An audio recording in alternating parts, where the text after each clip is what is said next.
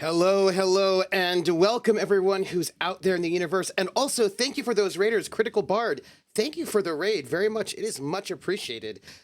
Sadly, I don't think this particular adventure involves a lot of singing, but some of them do. I just don't think screaming, perhaps. Screaming, but not so much with the singing. Welcome in, everyone. This is our Foxhole Fridays where we tell RPG stories, and this week we are doing the Call of Cthulhu solo adventure, Alone Against the Dark. And what I know is that I believe this was originally one of the very first solo adventures made for Call of Cthulhu back in 1983. There might have been one earlier one, which I have gotten my hands a hold of. Originally called Alone Against the Wendigo, it has been renamed, and it has been re-released for the 7th edition as Alone Against the Dark. And I feel like it will involve bad things. That is that is my feeling. I have gotten the sense from the adventure itself that it is very, very deadly, because they provide 4 different investigators for you to play in case they die. So that's not disconcerting at all. However, I am happy to be here with you all to go through whatever sort of dramatic badness we will be going through. Rissa, one of my lovely mods, says, well, it is a Cthulhu scenario, so yep. I hope my audio is fine enough. It looks a tad low to me, but if it's good for you, you just let me know, and I can fix it. So, isn't death some sort of mandatory in Cthulhu? It depends on how you run it. There are 2 different ways of running Call of Cthulhu. There are the folks that like to run it where everybody dies and goes mad in one adventure or 2, i.e., the one-shot style. But there are also people who run it in a much more campaign-centric ways where, there are rules in Call of Cthulhu to go and get therapy and talk to friends and get better. So it depends on how you want to run it. You can run it in a more or less deadly way. Yes. So I have spent some time making a lot of assets. I don't know what's going to happen in this game, but we're going to find out together. I suspect we might also be playing this next week, so this might be a 2-parter. We will see. I'm happy to be here. I should say thank you for being here, each one of you who are watching either this live or on YouTube. If you're on YouTube, give likes, subscribes, comments. If you're here, chat and chat. Way you can help us out if you'd like. You can retweet the going live tweet or skeet. You can just be here. You can hang out in our Discord. If you'd like to give tips or bits, all of that goes, or become one of our Patreons, all of that goes to support paying for the cast of these shows. Going solos, I usually do not get paid for going solos at all. I usually use whatever comes in as like a cushion so that I can pay the cast for our regular shows. We have a special Patreon tier, which is our sponsor tier, which is $200. And if you are a sponsor, you get a special radio ad made by me for you, done once a month, and you get a special spot in our credits. And our sponsor right now is Will and TW, and that is $200, which will pay for 4 cast members for 1 week. And that's limited to only 4 slots. So that is all of our excitement, I think, with our pre-screen. And I'm troopersjp. And I'm here to play this adventure with you, which I'm completely unspoiled for. All I know is that the first character is some sort of professor. So I thought we should jump in and do this together. So let's see. Let me see what we have here. If there's anything really exciting I need to know in chat. Our keeper explained this week he began running Call of Cthulhu before he'd read much Lovecraft, and he initially ran it like D&D. You know, Time of Gifts, what's really interesting is I was listening to a podcast, and I do want to make this point before we jump in. I was listening to a podcast of some old game designers, ludonarrative dissidents with Greg Stolze, who did Unknown Armies, and James Wallace, who was the founder of Hogshead Publishing, who published like Baron Munchausen. He created Baron Munchausen, and they did some Warhammer. They did a bunch of stuff way back in uh, the UK, sort of early new games journalism, and then the third guy who does RPG radio. And they were saying, which was really interesting, is that before that the Cthulhu mythos, those stories were not particularly popular. H.P. Lovecraft was not particularly popular at the time. It was really the Call of Cthulhu RPG that brought those things back to the public consciousness, because they'd sort of been forgotten and tossed by the wayside, because after all, they were pulp stories. And they, the Chaosium folks, they reprinted a number of the short stories, they brought it back. But what's really interesting to me, and I would like to say that, like most people I know who played Call of Cthulhu had never read H.P. Lovecraft, right? Because he wasn't that popular. The game made the idea popular again. Sorry, Trooper, I haven't listened to more than the first episode. No, that's all right. But what's interesting is that I would argue that the Cthulhu mythos that people know from the game Call of Cthulhu has less to do with H.P. Lovecraft than you'd think. When they went to the mythos, they didn't, because the mythos itself was not created by exclusively H.P. Lovecraft. It was also by Derleth, Chambers, a bunch of sort of pulp horror writers from the turn of the century and up to the 20s and 30s. 40s, I suppose. So there are a lot of, because everybody knows H.P. Lovecraft is a terrible, racist, xenophobic jerk. But H.P. Lovecraft is not the sole creator of the Cthulhu mythos. And the folks from Chaosium, Sandy Peterson et al., who sort of did this game, did not necessarily draw exclusively on Lovecraft, and they did not draw on Lovecraft faithfully to his vision, shall we say. So I find that the RPG itself is a lot more, it's a lot more interesting and varied than Lovecraft himself. I actually think it's quite different. I mean, it's related, right? But I find that it's not really the same, and I think people sometimes miss that. So I'm kind of excited about this itself. So the stories helped me find the game. Yeah, and he had interesting ideas about cosmic horror, but of course he was not the only one. So it's this kind of interesting moment, and I am glad to be running this with you all today. So I've prepped assets, and let's just dive in. You know who I am. You know my name. And of course, exactly, Max Writer, I mentioned Chambers already, Chambers and Derleth, and Chambers was writing before Lovecraft. So there are a lot of people who were really central to sort of creating this vibe, including actually Edgar Allan Poe. But Edgar Allan Poe was a huge influence for a lot of those folks that were writing these pulp horror stories. So people say H.P. Lovecraft, but I caveat, right? It's also Chambers, and it's also Poe, and it's also Derleth, and it's a bunch of other writers at the time and then afterwards who did really interesting things with this sort of concept. Yeah, M.R. James as well. Yes.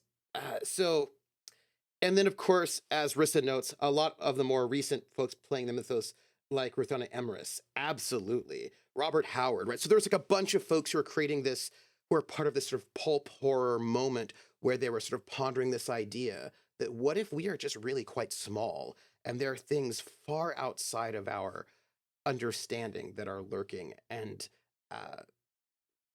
that we can't just, we're not always going to, we can't necessarily win, but we can delay, right? And that might be the best thing you can do, is to at least delay things, to stop the end of the world now. It might come later, probably will, but that'll be in 1,000 years and someone else can deal with that problem. So let's think about it. This is Alone Against the Dark, and I'm not spoiled at all, so we're going to do this together. We're going to find out what there is to know. Here it is. I have done a lot of excitement. At the end of our session, I'll tell you what else we're going to do. So there is an introduction, and it talks about preparing to start, and I feel like we should sort of get into this together. I did, for full disclosure, I did look at these pages earlier, just so I knew what I had to sort of deal with, but we're going to deal with these things together. So read the introduction and the getting started section. We'll do that. Copy or print out the handouts. I've done all the handouts. Print out Professor Grunewald's investigator sheet, which I didn't do, but we're going to put them into Roll20. And then there's some entries into the Call of Cthulhu rulebook, which I have up as a PDF. And then we're going to start our adventure at entry 13. By the way, somebody noted that we should make a note of all the entries that we do because it might be important for later. That was on Reddit. So we're going to do that. What we know is that it is an adventure for one player in the fall of 1931. We know that we start off as Professor Grunewald, which is why, hence bow tie. And our goal is to solve strange disappearances and to forestall a calamity about to beset the world. We will journey from New York City to Greece to Egypt to Germany to Antarctica. And our job is to confound the forces of darkness before time runs out. We will play one investigator, but should our investigator be eliminated for some reason, for some reason, you can successfully assume the identity of a new investigator. There are 4 ready-made investigators provided for this adventure. I don't know if I can pull off playing a professor. It's really unclear to me. It's unclear to me. I'm a little concerned that there are 4 of them, but it's fine. It's fine. This adventure is guaranteed dangerous. But no matter how skillfully you avoid death, your investigators will fail if they do not prevent the turning of the world and the freeing of the city of the old ones from the ice. Armed with a copy of the Call of Cthulhu rulebook, which is over there, a pencil, which is here, it's a pen, don't worry about it, and some role-playing dice online, we are all set for the twists and turns of this epic world-spanning adventure, so sit back, get comfy, and prepare to be alone against the dark. I will note, I have no idea how many sessions this will take. If we do not finish it in 2, because we're going to start up Sandman in 2 weeks, then we will find a space to get it. So here's an author's foreword.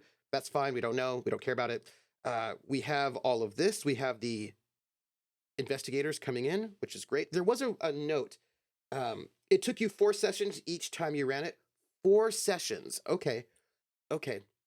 4 sessions. I'm going to just note that. We might have to come back afterwards. Well, we will finish it. So they tell us, they just say, by the way, that this, I think I should say this out loud so that we know, right? When beginning play, design only Professor Grunewald, the initial investigator, which we'll do. Since each investigator communicates with the next, it is reasonable and proper to design succeeding investigators in the light of what has happened in the past, as well as to suggest the particular investigator's backstory and experience. Which says to me that, like, if we realize we need a whole bunch of gun skills, then we should probably take our next character can have those gun skills, and it's not considered metagaming because Professor Grunewald has let the other people know the things they need to know. So let's see. Okay. All right. The starting position is September 1, 1931. Okay. I need to note this. I'm going to show you what I'm doing right now. I don't think I can show you just yet. I mean, I can, but I don't think it'll be useful or interesting. So I do have various assets that I use for,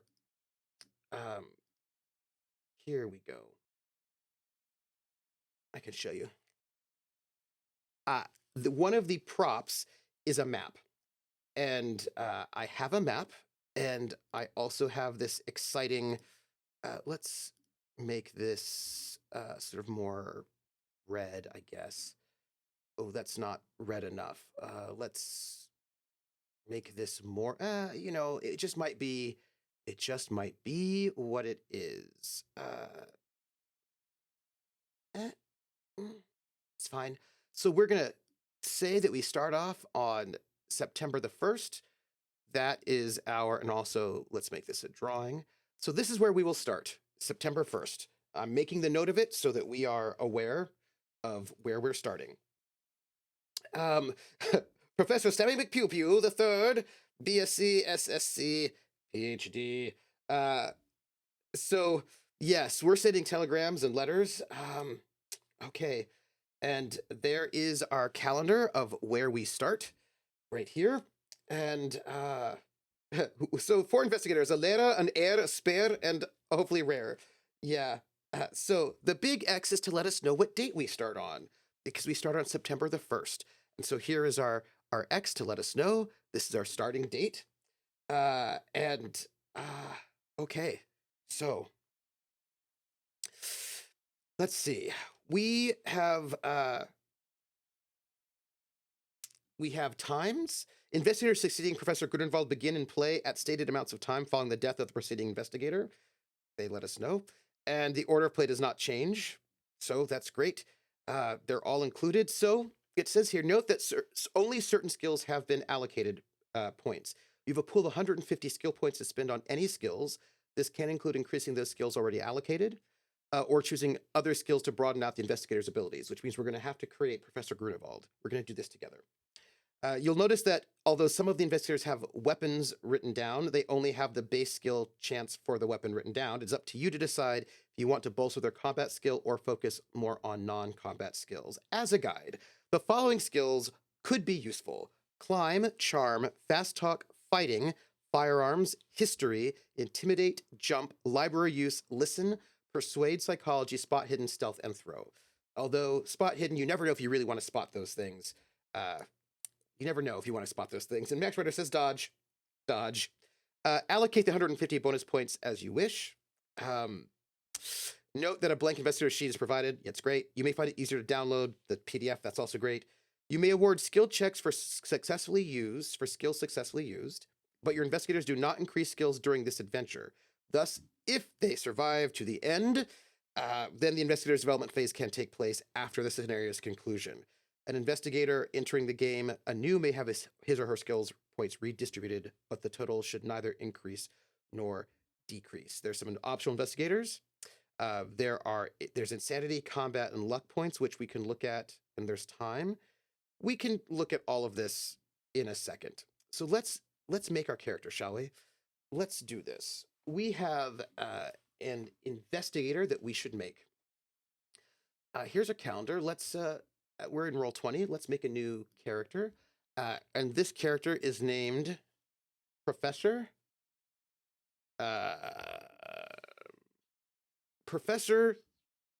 Your Face. Something Grunewald. Hold on, let me see if I'm going to go grab his character sheet. Professor Louis Grunewald. Louis Grunewald. Great. Let's save those changes. Here we have this character. This is awesome. We're going to edit the sheet directly because that's awesome. He is a professor. I don't know what he's a professor of. He's probably a professor at Miskatonic University, most likely. He's 53, which is very young.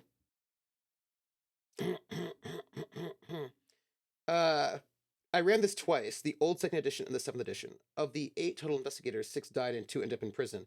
Oh, that's bad. He's our old male professor. He resides, I suppose in Arkham, right? I guess. He was born in Berlin and Germany. We just decided, by the way. Okay, so his strength is 70. Oh, hey, that's not bad. He's a strong guy.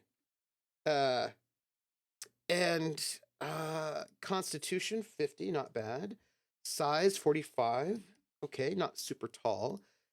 Dex is 60, pretty good. Appearance is 55. Education is 93. Very nice. Intelligence is 70. His power is 55. And his luck is 50. Okay, that's a long commute. Hello, Catfish Sushi. How are you? 50 is average. I feel like 50 is average. Okay, so in terms of hit points, what do we have here? He has 9. That does not feel like a lot of hit points. Great. Magic points, 11. Great. Sanity, 55. He's got 55 sanity. Feel better about that. I believe the person who wrote this also wrote the first Call of Cthulhu solo scenario, The Thing in the Darkness. I did get that adventure from the Fantasy Gamer because Steve Jackson Games. Okay, so that's our conditions and sanities. Looks good. So we've got skills, combat, backstory, spells, possessions, and settings. Let's go to. Uh, there's a lot of settings here. That's awesome. Let's not worry about it. Let's go to skills. Okay, so, well, combat is technically next on our sheet. So what we have here, we have combat, brawl. Wait, let's go to skills first. It's the first tab. Okay, brawl at 25. That's the default. Dodge. Where's my dodge? There it is. Dodge is 30. That's the default. Damage is 1d3, which I imagine is going to be set up somewhere. We'll check it out. Great. Okay. So sketchy. All right. First skill, credit rating 35. That's not a great credit rating. He's a professor. He should have a better credit rating than that, but we'll think about it. 35. History 45. Also, that's not great. His history should be way better than that. What kind of professor is he? We'll find out. History 45. Language own, German. Hey, look, I just guessed he grew up in Germany, but I was right. Own, German. German. We'll just say language is German, and I'm going to put own in parentheses because I like that better. Oh, y'all, we're going to have a discussion about this once we get these things written down. He also knows English, and he knows English at 60. Ooh, I get to German accent. He also knows Latin, which makes a lot of sense, which he knows at 45%. We're going to discuss this, y'all. We're going to make this character together. He knows Nordic. Okay, he knows a lot of languages, and he knows a lot more than your standard, which says to me, he's probably like an anthropologist or a historian. Nordic, hieroglyphics. See, I'm thinking anthropologist, perhaps classicist, hieroglyphics. 50. Library use, which is always a great, library use is the best skill ever. And he's got that at 60%. He's got persuade at 40. And he's got psychology at 30, which I bet we should make higher than that. And he's got science cryptography at 40. Okay, so hold on about that.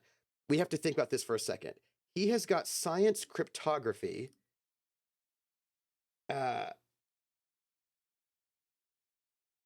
Cryptography at 30. All right, so you know what this says to me? What this says to me is that he served in World War I at 40, pardon me. 40. Description, prominent nose, mustache, usually messy and unkempt hair, significant people, friends with Ernest Holt, taught Lydia Lau, and Devin Wilson. He's got 220 in cash. We've got player notes. Okay, so this, right, I have to read chat because I think you're all going to say things. But before that, let me just go to combat. Dexterity, dodge, build, damage bonus. This damage bonus is 1d3. And is there anything else? Movement rate, armor type, armor value? No? Okay. So I think that's everything that is in this character sheet, which means, y'all, you and I are going to do this together. Let's do this together while I catch up on chat. I need to see what you're saying. Let's see. Just take the ferry to Innsmouth. The seafood is so fresh, very delicious. A professor of the 30s, trooper, linguistics. Yep. For the Kaiser, I think so.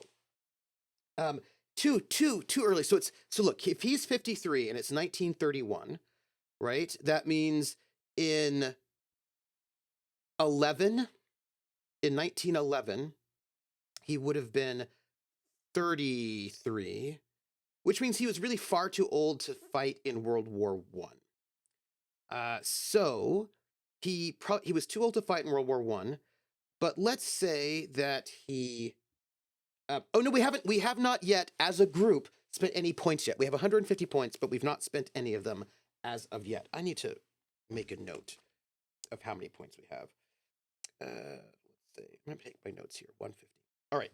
So we have to figure out how come he has cryptography.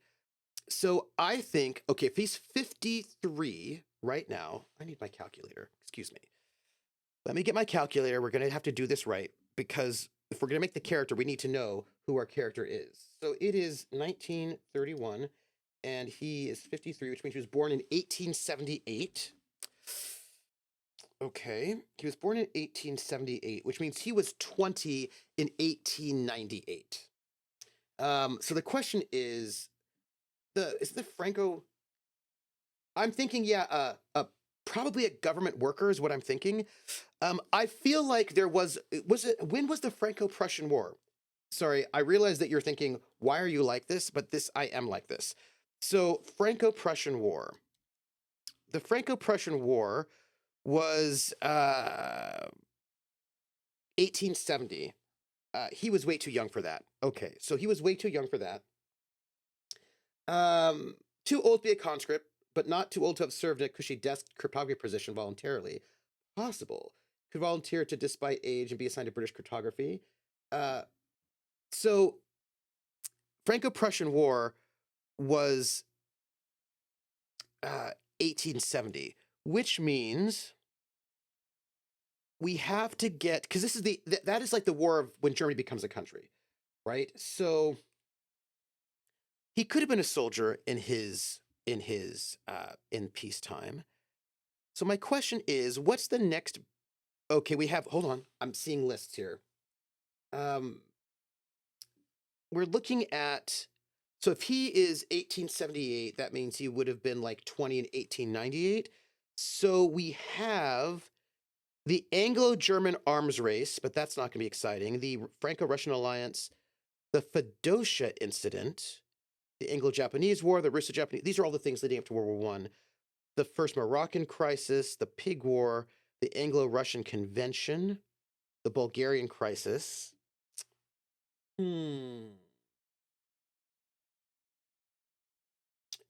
I am like this. Oh, thank you, Hrothgar. I'm playing a professor, so you know. But I think he lived in Germany. I think he left Germany a bit later. So let's go with what I'm looking for is Kingdom of Prussia. That's what I'm looking for. The Kingdom of Prussia. So I'm thinking about in the kingdom, they have the German unification, peak and fall. So the German Empire, let's look at the 1890s. In the 1890s, we've got Wilhelm II. What are our conflicts in the 1890s for Prussia? Because I feel like Bismarck's doing a whole lot, but that's a little bit earlier for him. So, well, this is the Bismarck era, right? You've got the Junkers.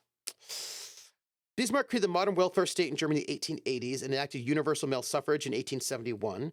Became a great hero to the German conservatives who erected many monuments to his memory and to emulate his policies. We get voting.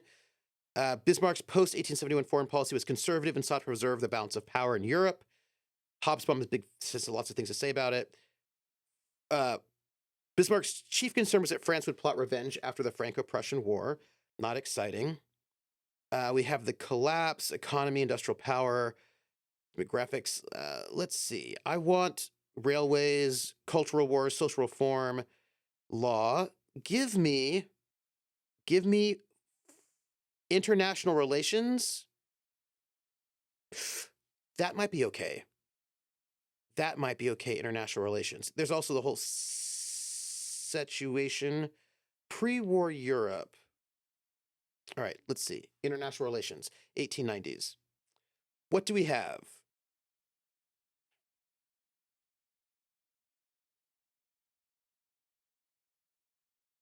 imperialism, new imperialism. Zeppelins are good, right? Uh, I know, but our guy doesn't come to the United States until later. I just have that feeling about him. Um, so we get the big imperialism happening. We have the first Sino-Japanese War. I said 1898, right? So we have the Boer Wars, which I don't think that's all Britain. Spanish-American War, Italo-Ethiopian War, Philippine-American War, Italian-Ottoman War, Russo-Japanese War. Which does not really feel like Prussia's doing much at this moment, which is fine. Just surprising they're not involved in a whole bunch of wars. He doesn't die the first week. He might die the first week of the scenario. It's entirely possible. British takes over Egypt. Central Asia with Britain and Russia. That's the Great Game. That's very exciting. So what I'm feeling like, here's what I'm thinking. I have a thought about this. My thought is, it's so interesting that Germany is just not all over here. That's really fascinating to me because that's not how we talk about Germany. It's fine. Germany and England are having good relations at this moment. They're trying to trying to get along well in this era, which is good, which is fine. There was a friendly treaty in 1890 between the UK and Germany, where Germany gave up its small Zanzibar colony in Africa and got the Helgoland Islands off of Hamburg. Okay. And then we had a naval arms race, which in worse intention. So what I'm thinking is that he was in the German Navy as part of this whole sort of tension. Okay, the reason why we have to, look, you want to know why we're doing this? We're doing this so we can figure out what skills he has. We have to think about this. We have to figure out who he is. So he was in the German Navy during the Anglo-German naval arms race. He ended up doing intelligence work there for the German Navy. Right, so this I think is important. Yes, so in the 1890s, he is serving in the German Navy. He's part of the Anglo-German naval arms race. He's working for cryptography. He helped with that. I feel like if he has a military background, you should use those rules from the player book to give him more skill points at the cost of some sanity. You'll need them. I think it'll be, because there wasn't a war at the time. So he didn't serve during war, so I think it'd be fine. So I think what ends up happening is all right. So he's in the Navy, but he doesn't stay in for very long, right? He maybe probably joins when he's like 18. He probably stays until he's like 26, something like that. Around there, around like a good 8 years, let's say. But then he leaves. And he becomes, he goes to school. He goes to school in Berlin, but then he goes to Harvard for his doctorate, right? So he goes to the Freie Universität Berlin to start, and then he goes. Okay. I think officer enlisted is a really good question, Max Ryder, and I think he's going to be an officer, mainly because if he's going to go and become a professor, considering how classist Europe is at the time, I think he comes from a pretty decent background, right? I think that he comes from a fairly low-level aristocratic background. He's an upper class, right? So he's an upper class person. So he's an officer. He serves as an officer in the Navy doing he's basically, Krellin is correct. He's too much education to be enlisted, but also I think he gets a lot of the education afterwards. So he does work at Miskatonic now, but that's where he gets his job. I'm trying to figure out where he goes to school to get his training. So he's an officer. When he gets out, He goes to school at Berlin at the Freie Universität, and I think he's studying anthropology. But he decides to get his doctorate. Uh, you know what? I changed my mind. He doesn't actually study at the Freie Universität Berlin. He studies at Oxford because I think all the sort of the relationship they had with the UK, he had some contacts. So he goes to Oxford. He studies there. That's where he gets his like undergraduate education. But I think that his anthropology has him really interested in, besides just like classic anthropology, but I think he's also, and he's got Norse and hieroglyphic. So you know what? I think he's probably yeah. So I think he does like classics as an undergraduate, looking at ancient Egypt, the the Viking saga. But I think he's really interested in anthropology. I think he's really interested in indigenous cultures in the Americas. So he comes to Harvard for his PhD because he's interested in studying uh, the Americas, and that makes sense to me, right? Um, well, the thing is, the way I create characters is I have to know. I always sort of pick skills that make sense for their backstory, so I need to know their backstory. So he goes to Harvard because he wants to study the Americas. He's really interested in that. Um, so he kind of does archaeology, right? Archaeology, anthropology, and he studies there. He gets his PhD, and of course, he's really interested in you know what he's probably interested in? This makes sense to me. The stories of like the Vikings coming over to the New World. So he's going to sort of stay in New England. He gets a job at Miskatonic, and he stays at Miskatonic. So that's our like basic outline. Miskatonic. Okay. So now we know his basic outline. We need to also got to go start studying at a later age. So we need a higher class background. Absolutely. Absolutely. So since we know this about him, we have to spend our 150 points because we have our 150 points to spend. And let's figure out what we're going to spend them on because we have to do this right, right? Trinity in Dublin rather than Oxford, says Skexy. Oh, that's really good. We're gonna go with Trinity in Dublin. Let me get rid of Oxford and say Trinity in Dublin. That's a really good one. I like that. I like that a lot. Um, so we are going to need to up his credit rating because he is wealthy. Well, he comes from a really good background, and 35 is not enough. Um, let's see. Before we go, what I'm looking for is page 52 of the core book. Do they have any kind of. All right, so they have a chart here, so I can tell you. On when it comes to skill, 1 through 5 means you're a complete amateur, you're a novice. 6 through 19 means a neophyte, beginner with small amount of knowledge. 20 to 49 is an amateur, you possess some talent or rudimentary training, it's a hobby level. 50 to 74 is professional level, allows a character to eke out a living from the skill, equivalent to a bachelor's degree in a specific subject. And 75 to 89 is an expert, so advanced expertise corresponds with a master's degree. And 90 plus makes you a master among the world's best in the skill.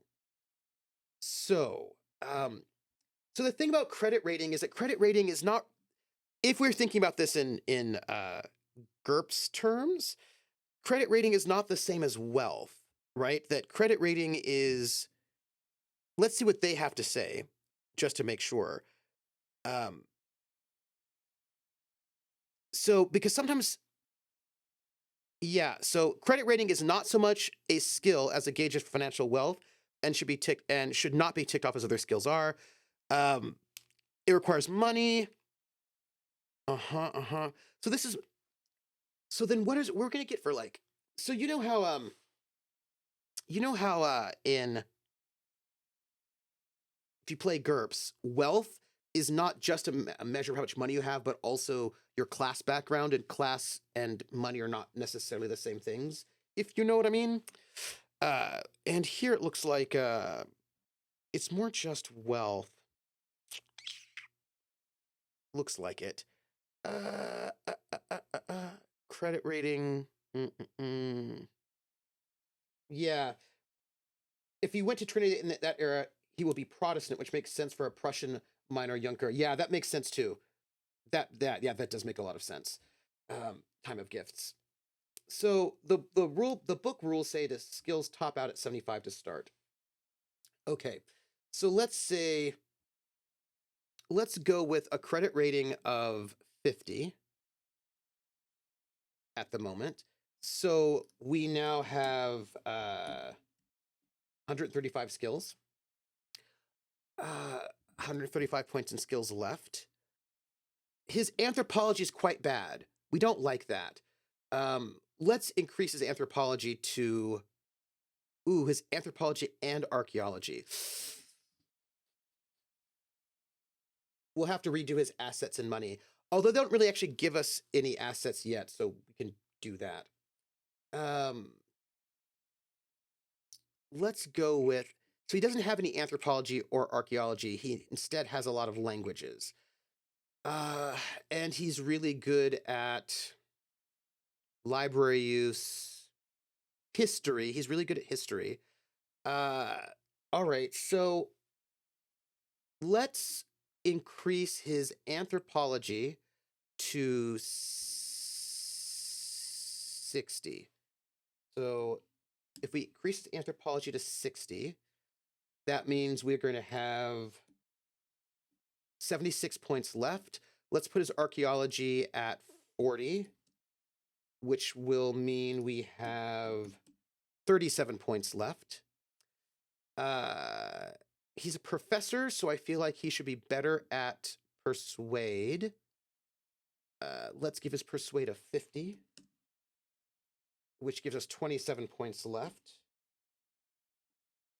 Ooh, I feel like, okay. Accounting, anthropology, appraise, archaeology, charm, climb. We have 27 points. Climb, credit rating, Cthulhu mythos, disguise, dodge. We'll up his dodge to 40.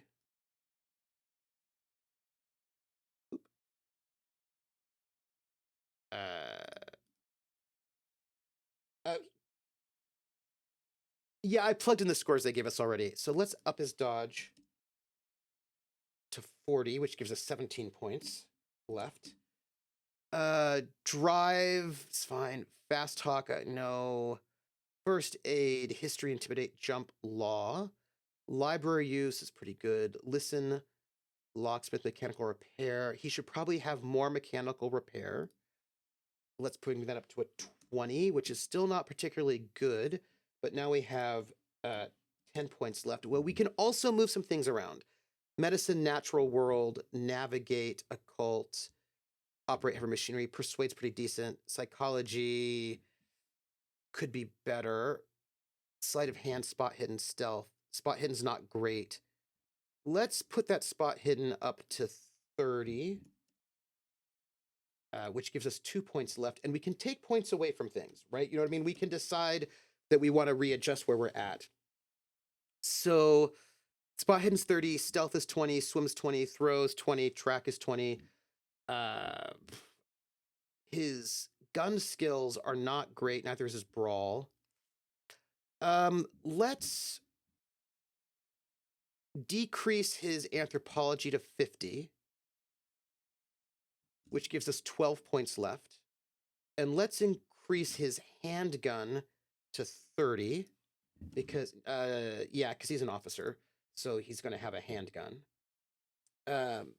How well does he run? I do not see a skill for that.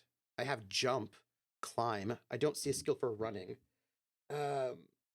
We have 2 points left over that we can decide if we want to move things around. What's his runaway screaming skill? I don't think there is one in this game, sadly. Sadly, no. So he's got 50 anthropology, 50 archaeology. Let's make his archaeology 35, which gives us 7 more points to play with. We can put that in where his library use is good. Let's put, let's add 5 of those to psychology. Oops. Okay, so he still has 2 points left. I would default to con. Yeah. So handguns 30, brawls 25, dodge is 40. Yeah, how long can you run, right? Navigate with his naval background. I think that's good. Yeah, let's just add 2 to navigate, making this a 12. Boom. Then we are good. We have made the character, basically, or at least we've allocated skills. We've done it. We figured out where he's at. Okay, well,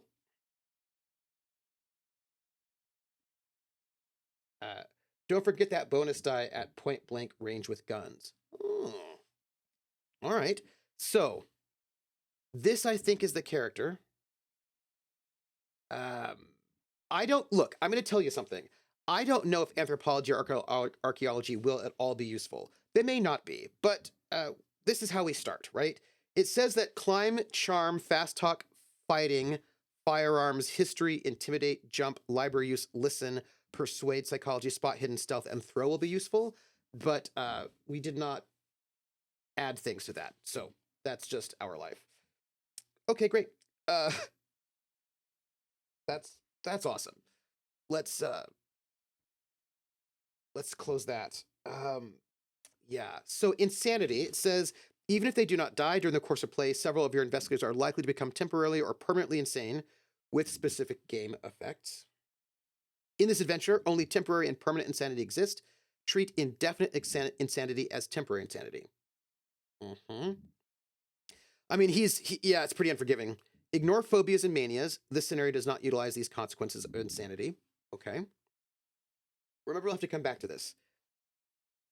I'm going to write down pages to come back to. Ref pages, reference pages. By the way, I gotta tell you, these notebooks that I've gotten that are available on the merch store, they're so good. I use them all the time. This is page 6 for insanity. I'm just gonna write it in case we need it. I don't know if we do, but hey.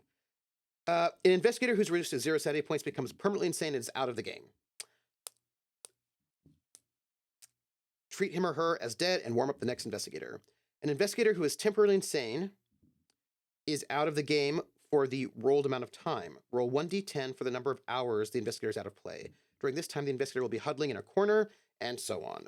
At the end of this period, the investigator is sane. As an option, because temporarily insane investigators are likely not to write, the player may activate the next investigator instead, play the latter until his or her demise or success, then return to the former investigator if the latter dies. At that time, though, the rest of the days of insanity must be taken.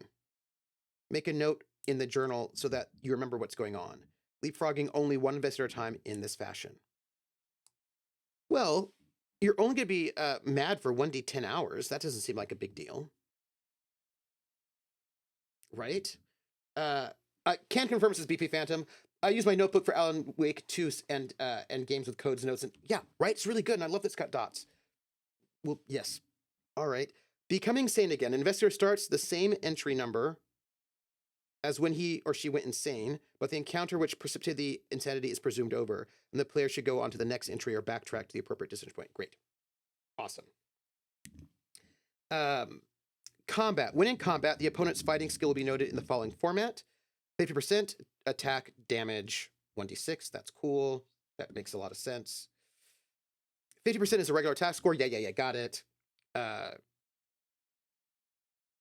Damage shows you the dice you must roll. Got that too. Ignore major wounds for this scenario. If your investigator is hurt, they will naturally heal 1 hit point a day, or they may seek medical assistance. Assume treatment occurs without mishap. Make a luck roll. If failed, 1d3 hit points are recovered. If successful, 2d3 hit points are recovered. Assume 1 day of recovery for such treatment.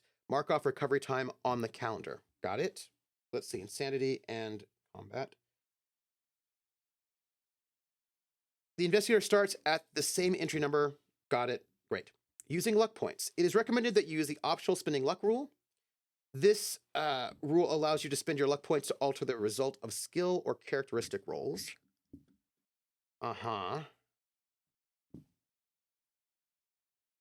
You may alter a roll on a 1-for-1 basis, and luck spent is deducted from your current luck total. Got it. And that is for skill or characteristic rolls. Note, for the duration of this scenario, you cannot regain spent luck points. Each time you spend luck points, you lower your investigator's luck percentile. If you're asked to make a luck roll, you must now roll equal to or under your lowered luck total. If you spend all of your luck points, you could end up on 0 luck, and this is not a good place to be. Remember, you cannot spend luck points to alter damage rolls, luck rolls, sanity rolls, or rolls to determine the amount of sanity points lost. Okay. All right. Yes, we are working against a merciless clock, it looks like. About time, it says here. Our luck is 50. We have 50 luck. That's what we got. All right. About time. I'm going to make this a little bit bigger so you might be able to read it a little bit easier. Here we go. Your investigators may never know it, but they are involved in a collective race against time. To win, you must allot time to their activities in an efficient manner. Every hour of every day must be accounted for on the calendar. Okay, a number followed by an A is the morning hour, a number followed by a P is the afternoon, N is noon, and M stands for midnight. At most locations, the amount of time that passes is specifically indicated, but not always. Okay, we're gonna have to, I see. Sometimes, as at a library, passing time is indicated by the number of topics studied. In other locations, different arrangements may exist for noting the passing of hours or for other record keeping. So we're gonna be paying attention to hours. This is bad. I'm really excited for it. Movement from one location to another is on the same location table assumed to take exactly 1 hour, no more and no less. Okay, note that 1 hour. This time cost is usually not noted since your investigator may go from one location to another when you wish. Travel in one location equals 1 hour. In New York, Athens, and Egypt, you may walk from location to location, an action costing an additional hour per each such stroll, rather than taking a taxi. What happens if you take a taxi? Travel between location tables takes the amount of time specified at the port, airport, or train station. During such a journey, passive times may change according to the situation. That will let you know. Note any loss of hit points or magic points in the calendar, or enter the lost day hour in your journal. Make a habit of setting the calendar journal to see when those points can be regained. Hit points regenerate 1 per day, magic 1 per hour. In search of research situations, 1 day HP, 1 hour magic points. Each interview or topic costs 1 hour. Be patient about these amounts of time. What anyone actually gleans is not necessarily a function of the time they invest. Well, that's true. Research, 1 hour per topic or interview. Everybody, I feel like Rissa is correct. We are on a time clock. Okay. Special time. Several points, the general timekeeping scheme of Alone in the Dark changes. They'll let you know. Food and sleep. You must spend time every day to sleep and to eat. 2 hours per day must be given over to eating. 2 hours a day eating. A meal always lasts an hour. The 2 meals a day must be separated by an interval of at least 6 hours. 1, 6 hours, 1. Okay. On the calendar, circle the hours so spent. Conveniently, meals may be obtained at any time during the 24-hour cycle. One or both meals may be skipped for 1 day, but must be made up the next day along with the second day's meals, which cannot be shifted forwards. So you'd have to then have like 4 hours, 4 meals. If your investigator is unable to eat, the meal periods must be spent resting with the same loss of time. He or she loses 1 hit point for each day of fasting. Okay. Meal availability is part of the information available in the location tables. 8 hours a day must be spent sleeping. Okay, I know this sounds really tedious, but it sounds very exciting to me. I did. I ate today. Because I made a bunch of food yesterday. I wanted to make food today, but then I didn't. But I have a bunch of food. Look, I always eat. I just sometimes don't eat until late. So 8 hours. If you sleep fewer than 8 hours a night, all the lost sleep time must be made up the following night. And you cannot stop up on food or sleep. Sleeping 10 to 11 hours the previous night does not change your need for 8 hours of sleep the next day. Okay. Telephone. Each location table shows locations from which information may be obtained by phone 79 calls. You can call from any residential entry. You do not need to be an entry displaying the phone symbol. While you can learn timetables, fares, and hours of business by a phone call, you cannot conduct interviews or follow up on an entry for reference by means of the phone. Locations may contain data obtainable only by a visit. Such information will be apparent in the relevant entries. Local calls can be made while long-distance calls are not available. No long distance.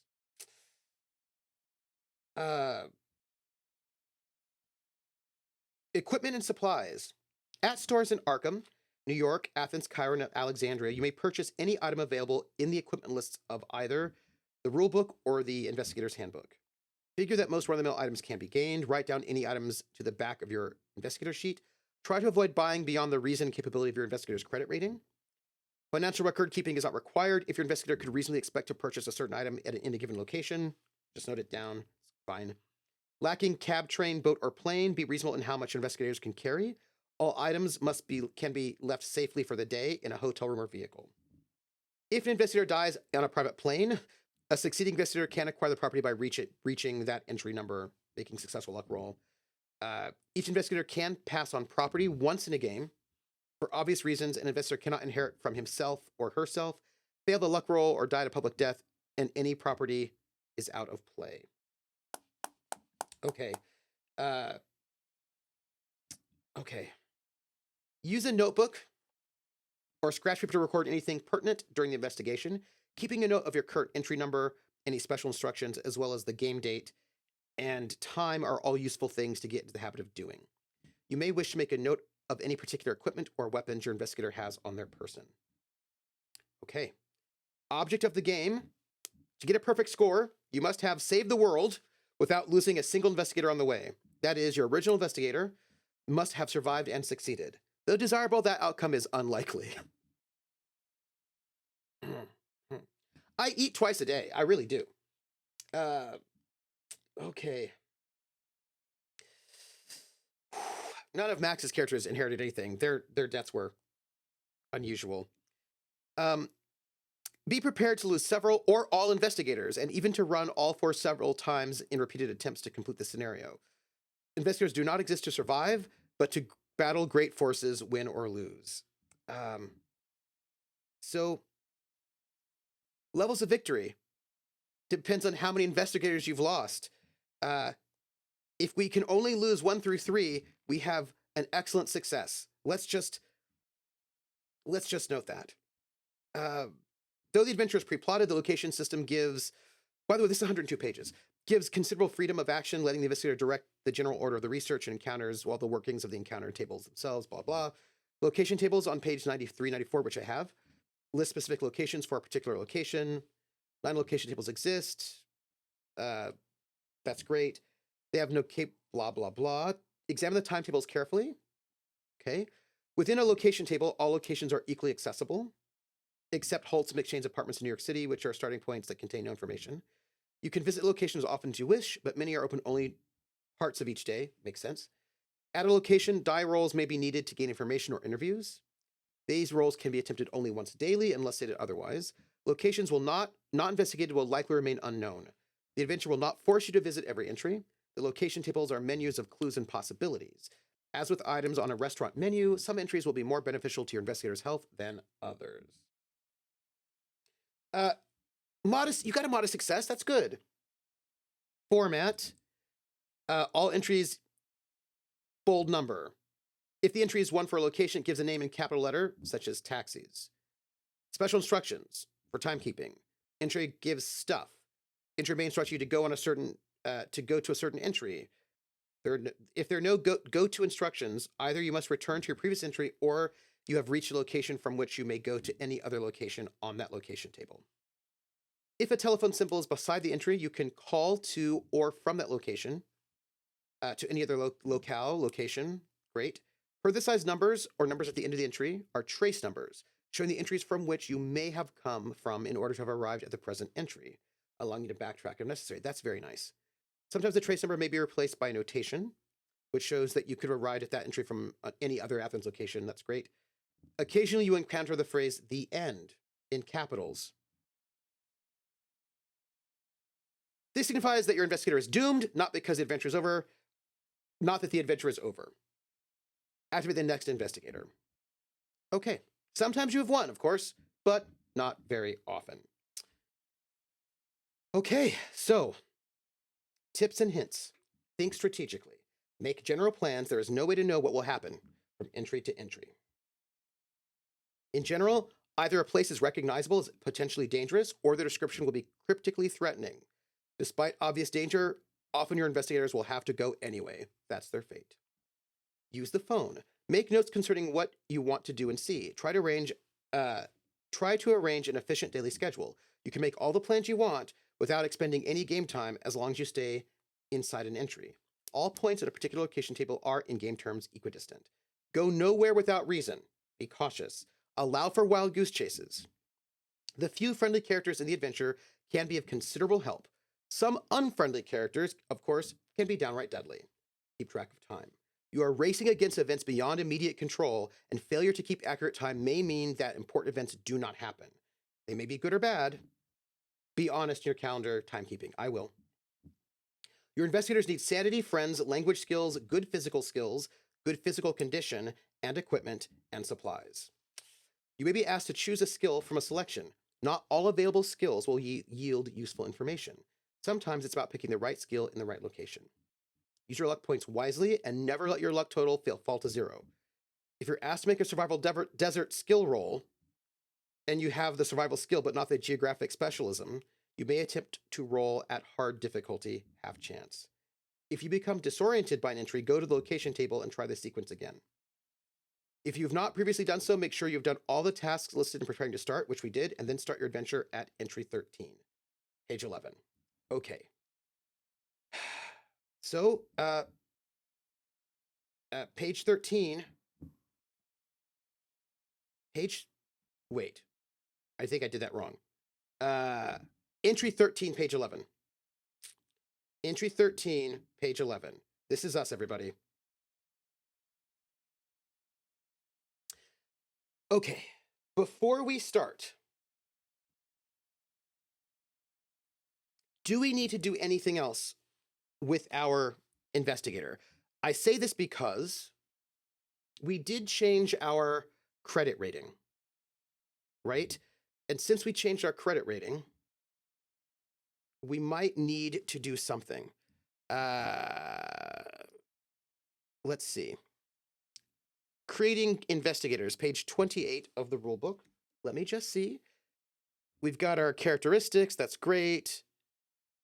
Power, appearance, luck, age, attributes, occupation. Skill points, credit rating. An investigator's standard credit rating is determined during character creation based on their chosen profession, amount of money, see table 2. Credit rating also indicates the general living standards a person can afford, as well as indicating the character's relative status in society. So it is both. That's great. So I need to look at criminal, 6 living standards. So we need, what page is this? They want table 2, cash and assets. Where's my table? Sample occupations, significant people, standard of living. Table 2, cash and assets. I found it. Okay, 1920s. Credit rating is 50. What do we put in our credit rating? Our credit rating, that's the wrong character sheet. Here we go, Professor Grunewald. Our credit rating is 50, which means we have cash. Possessions. $70 cash. Nice. They apparently did it for us. No, that's not right. 5 times credit rating is $250 cash. So we should have $250 cash, because that's 5 times 50. We have assets. Our spending level is $50, which is fine. We have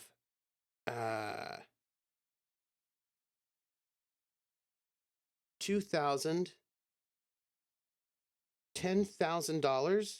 No, that's not right. Yes. Wait. Yes. We have $10,000 worth of assets. Boom. Here's a spoiler. I took all my assets with me. Don't want me to fail for a lack of capitalist. Okay. So we should probably figure out if we have assets, we should probably get some. Here's what I'm going to do. This, by the way, is something that I do as both a GM. I only do it with the player. As a GM, I do this for players. I don't always have GMs who do the same thing in reverse. But I tend to do this for players. We have $10,000 worth of assets. Is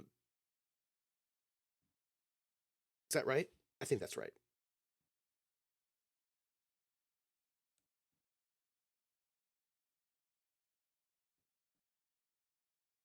No, we have $100,000 worth of assets. 2,000 times our credit rating. No, I lied to you. 500 times our credit rating. We have $25,000 worth of assets. See, I knew I did that wrong. Okay. So here's the thing that I do as I'm just gonna let you know what I do as a GM, and you can do this or not. It's tied into making detailed backstories. What I tend to do is if you want to go and like decide 100% and spend all your money right now, that is fine. But I also allow for you to not spend all of your money and then just tell me, oh, I would have this based on my backstory. Because I believe you. If you said to me, based on the backstory I just gave you, oh, I think that he would have a fancy race car, I'd say that's not in your backstory, no. So you could not retroactively have had that fancy race car because that makes no sense for your backstory. But if you say to me, oh, this person, he would probably have a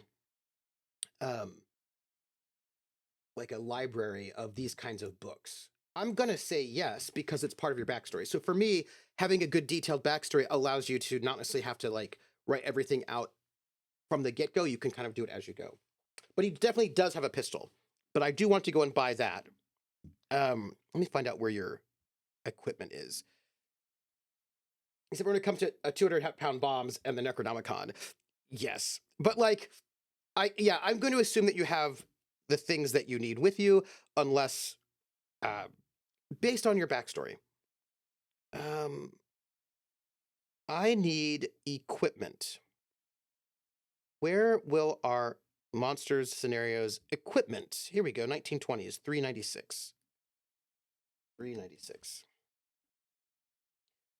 Similar notion to loadout and Blades in the Dark. Similar, except that the difference is with Blades in the Dark, you can have anything regardless of whether or not it makes sense to your backstory. But for me, it's like basically backstory based.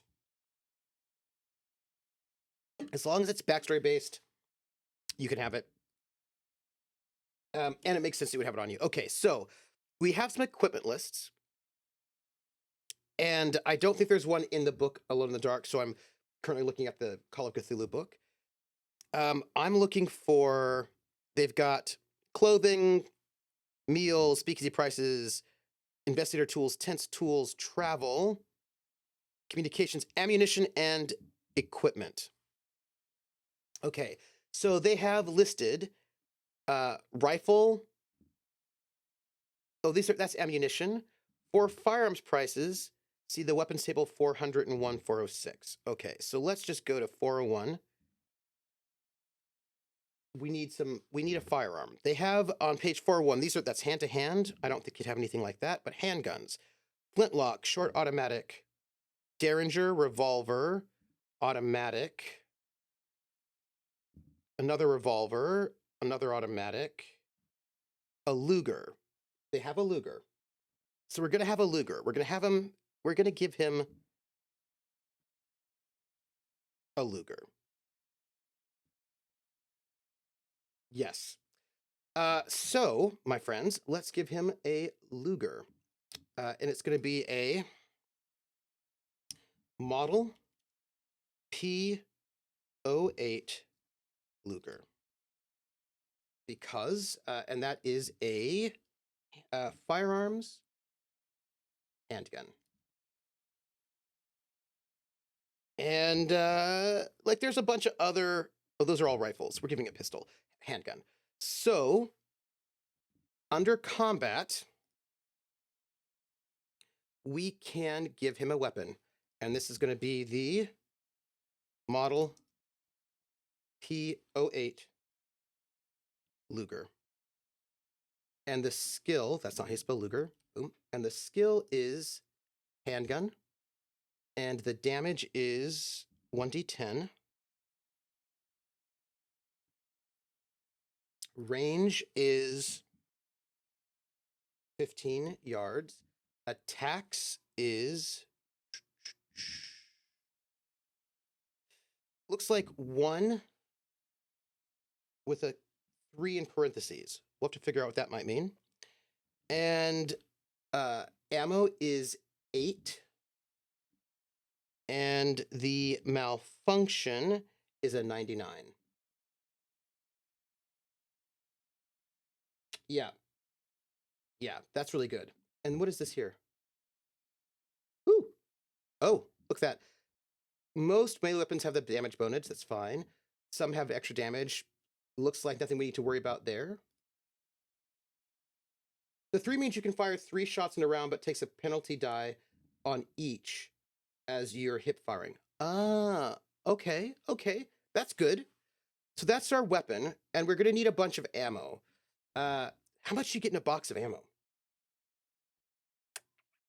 By the way, that was $75, which is not a lot. So, awesome. How much, by the way, how much do you get in a box of ammo? 925. I feel like his professor would definitely have some books on lore, history, languages. Absolutely. Oh, I know what you're talking about. Those, but I don't think he doesn't have skill in sword, which is a real problem. He probably should, because yeah. But my question is, 100 self bullets in a box? Yeah.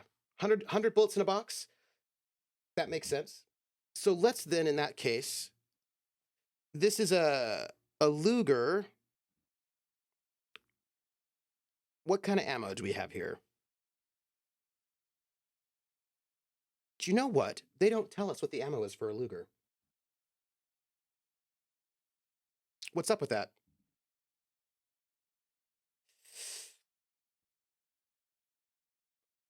They do not have it listed. So we're going to have to go with a 9mm, I guess, because they've got a, well, they've got a,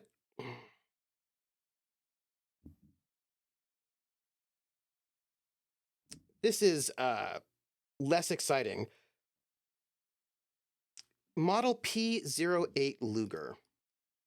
I'm going to just notice to see if they're 9mm. Okay. Good. Thank you. Nice. Okay. The Luger's a 9mm, which means we just need a box of 100 9mm bullets. And that's going to cost, so they come in boxes, they come in 50 is what it says. Yeah, the 9mm Parabellum, and they come in boxes of 50. That's $12 a piece. So let's get 2 boxes. 2 boxes of 9mm Parabellum. I was thinking that's what they were doing. Vellum ammo. And we're going to say 50. Ammo. And this is ammunition. And that's just going to cost us 24 bucks. We have a lot of money that I feel like we will know what we need. We're going to be honest about it, right? Yeah. Okay. Let's do it. Let's do it. And the magazines are eight bullets apiece. Okay. We've got a gun, which is, I feel like the only thing we really need to specify. This reminds me of last night because of what I was doing last night was spending extra money to bring a new character to Superbook Red.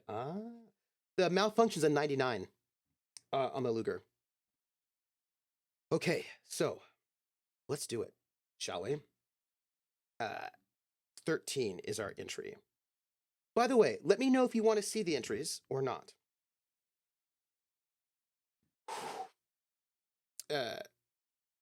So 13. Oh, you know what we need to do? Hold on, I know what we need to do. I need a handout. We're going to make a handout, and that handout is going to be session 1, and it's going to be in all of our journals. We're going to save our changes, and we're going to edit it. Description and notes. We're going to be taking notes so that we know what happens. Boom. Okay. For you, Professor Louis Grunewald, this first day of September 1931 has been tiring and uncomfortable. Light mist has covered Arkham for most of the day. You held 2 uninspired graduate classes at Miskatonic University, and you met with the new chairman of the literature department, a giddy technocrat. You survey your desk and see that a stack of papers to grade has already formed. By the way, do you know that my grades are due on Wednesday, I think? Thursday. Wednesday, Thursday. Wednesday, Thursday. My grades are due next week. Anyhow, don't worry about it. You're enjoying your second pipe. Wait. Wait.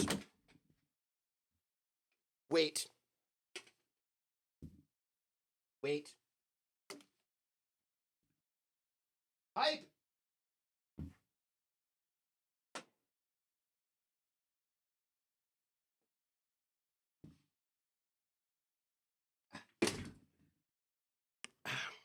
I'm back. I didn't know that I'd need a pipe as Professor Grunewald, but now I know, so I have it. You're enjoying your second pipe of the evening and putting off grading papers when the doorbell rings. To your surprise, it's a telegraphic messenger. It arrived at Kingsport Head Station not more than an hour ago, the boy says. You sign for it and slip a dime into the youngster's hand. Oh, thank you, sir. You open the envelope and scan the contents. Handout 1. See page 12. Well, my friends, you may not know this, but I spent some time the other day digitizing all of the handouts. I have not read them, but I did digitize them, and so you get to see them with me together because we are friends, and I care about you greatly, and that means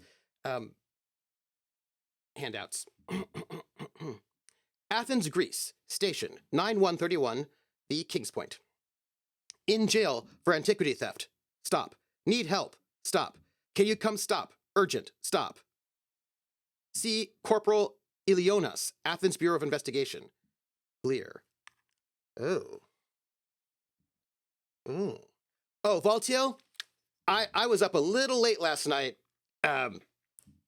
digitizing and making pretty looking all of the props. I didn't realize I might have missed one or two things, but that's okay. That's okay. We got props. Keep track of which ones you get, sometimes important. Oh, in which case, if that is true, here's what we can do. Hold on. I got this. Let's go to the calendar. I also did this whole, there's a puzzle. There's like some kind of pyramid puzzle with pieces that you're supposed to cut out. So I just cut them out digitally. Boom. This means we got it. Okay. Well, that seems not great. Huh. My goodness, I think. Imagine. Dirty old Glia in prison. I recall that he had gone to Greece to work on his book. There's something concerning primitive myths.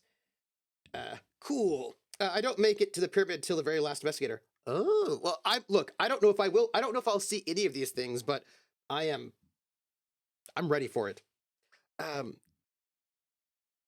Okay. What has he got himself into? Should I wire him money? I recall all the amusing discussions I've had with him, and a sudden insight lets me understand that Tibor Glia had no close friends except for me. Should I go help him? I suppose the university will grant me leave, but do I want to go? But, also it's September 1? If it's September 1st, that means, okay, wait. One moment. A couple of things we have to note. First off, if it's September the 1st, that means we're in the beginning of the fall semester. Also, that's a bit early. Quite often, school doesn't start the 1st of September, starts after Labor Day most of the time, which means this school, Miskatonic, starts early. And, but that also means that we've only just begun. If I'm already feeling a bit down with uninspired classes at the very beginning of the semester, it's not a good sign. All right. But the problem is, do I even have graduate students working with me? Well, let's see. With uncommon speed, I decide to go to Athens to help Glia. I write him a wire, and another to Ernest Holt, a wealthy New York financier, and a good friend of mine. Oh, that's nice. I know this Ernest Holt. He's a good friend of mine. Always graduate students. Well, there are graduate students in Miskatonic, but some places don't have graduate students at all. Well, if I get into hot water, Holt will help. And so, I decide to keep him posted on my progress. I will be giving him telegrams the entire time in case I die and he decides to become the next PC. I give both telegrams to the waiting messenger, along with the necessary funds. What to do now? I'll go to the bank first thing in the morning to get travel funds. As for transatlantic schedules, well, the advertiser surely carries that information. As I pack, I wonder if I should check Glia's room at Mrs. Harding's boarding house. Maybe I could get a clue about Glia's activities or a hint about his arrest. My passport is in order. My clothes and sundries are packed. I'd best turn in. I'm going on a little trip. When I awake, it is September the 2nd, and I go to 102, and I start. Well. I see. Let us make a note, everyone. This is important, because I think this is something that we're going to have to be paying much attention to. So, 13, well, let's do September 1, 1931. I'm making these notes in this electronically because it's a bit faster than, just doing it the other way. But if you wish to see what I'm writing down, and make sure I don't forget something. So we have entry 13, and we need to think about Mrs. Harding's boarding house. We could think about this. Oh, thank you, Max. It's completely made of plastic. I try to have a lot of very cheap props in case I need them. You never know. You never know. All right, let's see. We could go to Mrs. Harding's boarding house. We could also check the advertiser for transatlantic schedules.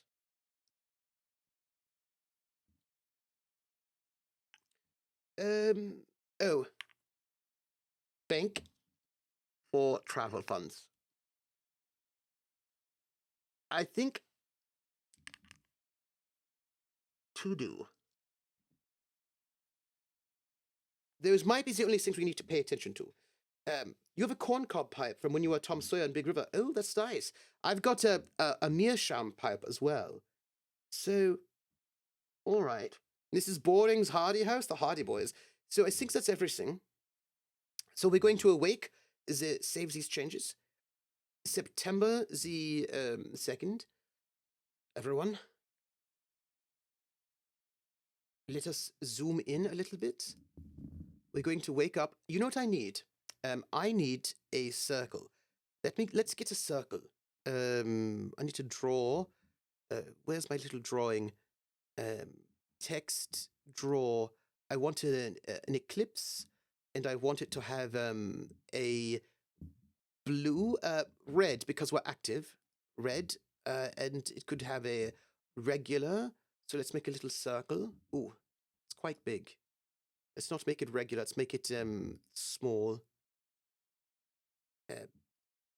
One moment, little drawing there. Small, perfect. All right, we now have a little circle that we can make copies of and move about. Also, this here should go to the map layer. Perfect. All right, so we have this little thing. Starts off apparently at 6 in the morning. I just want to make this a bit smaller. I don't know if I'll be able to. It's fine. All right. Well, everyone, we are going to 102. Noting it, 102. 102. I don't know what this means, but we'll find out. 102. It is after 8 a.m. Oh, 102. If it is after 8 September, go to 147. If not, and you're Grunewald, you can rest and have a repast. Go to any Arkham location. If you're not Grunewald, go to 120. Well, all right. Locations. 13. 102. We can go to any Arkham location. All right. Well, it turns out, you may not know this, but I have a handout for this, and I've not looked at it, but you and I can look at it together, and this will be something that might be important. Let us see. So this is the location table handout, and we've got Arkham and Boston, New York, Cunard Passenger Lines Activities Table, Athens Table, Egypt, Bremen. Oh, Bremen, nice. Dark Sea, Antarctica. That seems bad. So here, right here, this is where we're at. And we can go to the Arkham Advertiser newspaper. We can go to the railroad depot. We can go to the First National Bank, the general store, Bee's Diner, Grunewald's home, this is where I'm living, the Harding House, the hospital, or the university. So, this is what I think. We're making our plan for the day, as we're in 102, which is a rest spot. We had things we needed to do. Telegram, rest. It's 8 a.m. All right, I think the first thing we do is call the Arkham Advertiser newspaper to find out when we can go to get to this other place, and then we call find out travel times and all of that. Perhaps we also call the railroad so that we can maybe get tickets. Oh, we might have to go to the bank first. So basically, we'll call, then you go to the bank, call first, then we'll go out, go to the bank, go to the house, buy tickets, this sort of thing, pick up money, and then perhaps, depending, we might need something from this university, probably not, and then we go. That's it. That's what we do.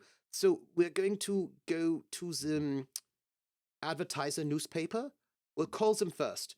That's 60. Now, my understanding is that the calling will take perhaps also an hour, but the newspaper's open. It's 8 o'clock. I think we're fine. We go to 60. Let us see.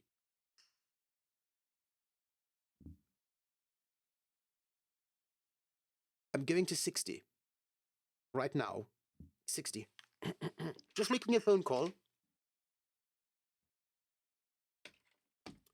The Arkham Advertiser. Information available by phone. For schedule of ocean liners, go to 136. For news of Athens, go to 80. Oh, because this I can do both. I don't count as a full hour when I telephone places, especially if it's only a little information. I imagine I could maybe do a bunch of telephoning. I think that perhaps I can do multiple telephones all in one go, is my thought on this one. So if we want to go for news of Athens, go to 80. The telephone liners go to 136. I think we do both. But each hour spent browsing through the paper's back issue files, you can attempt one of the following roles once. Successful library use, spot hidden, luck roll, if it's October. So that's if we want to go into the newspaper itself and just, go and wonder about it, as it were. Let's 80 is Athens, and ocean 136 is ocean liner. I think what happens is that we're calling. The first thing we do, we ask first about the information about the ocean liners. That's the first thing we do, and then we become curious and we ask about the news from Athens as well. So let's first start. This is all by the phone. So let us do the ocean liners first. It's 136. I'm writing all of this down so we don't forget. 136. I asked them on the phone, excuse me, might you tell me about the schedule for the lines to go to Athens, Greece, not Georgia. It's a joke. 136. A Cunard liner departs Pier 56 in New York City every Saturday for Athens and Alexandria with intermediate stops. The trip takes 9 days to Athens and 1 more to Alexandria. Oh, we should write this down. So, Cunard line, Pier 56, every Saturday, 9 days to Athens, plus 1 for Alexandria. Well, that seems not bad at all. Let's have the switchboard operators sweat this hour. Yes. So, Pier 56 in New York City, on Saturdays. Well, one moment. Let's look at our calendar, shall we? That might be helpful. Well, right now it is 8 in the morning. In our 8 o'clock hour. It is Wednesday. It's going to leave on Saturday, so we have a couple of days before we have to go. So I imagine we should probably do this. Yes, we don't have. It's going to leave on Saturday. We have some time. Also, that means we cannot leave early because we have to wait. It's all right. We will note this information, and let us go back to the. Let us excuse me, person on this phone that I'm asking about. Do you have any news about what has been going on in Athens? As a matter of fact, I have a friend of mine who seemed to have gotten into a bit of trouble. Is there anything that you have noticed about anything coming across your desk for Athens? Perhaps a professor here, you know, who might have gotten into trouble. Oh, there's a bit of a news. It's about Athens here. They say in a gala ceremony, Zeno Pisistratos was installed as curator of the National Museum of Archaeology at Athens today. Pisistratos, an expert in Greek and Egyptian antiquities, is said to be interested in arranging exchange exhibitions with other important world museums. Arkham Advertiser, July 20th, 1931. Oh, well, I should probably write this down. It seems like it might be important. If you probably, perhaps you may find this interesting to see this. We'll call this telegram. Telegram. This is us. We have our to-dos, and then the next day, copy. Oh, we'll just make this like this. The next day is September the 2nd, and we go to the I don't want this like this. I want this like this. We telephone the advertiser.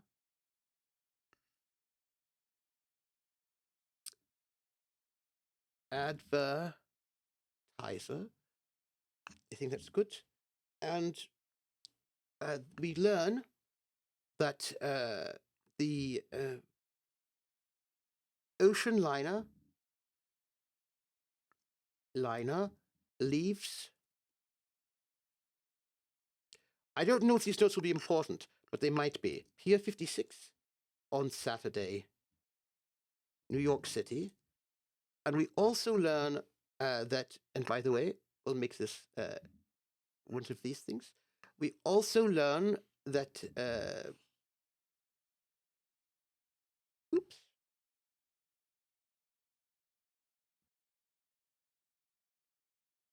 All right. We also learned that, let's get his name down. Zeno Pisistratos is the new curator of the National Museum of Archaeology. You know what? Might be that it's Miskatonics. There might be information about what he's been doing. Expert in Greek and Egyptian antiquities. Wants exchanges. Okay.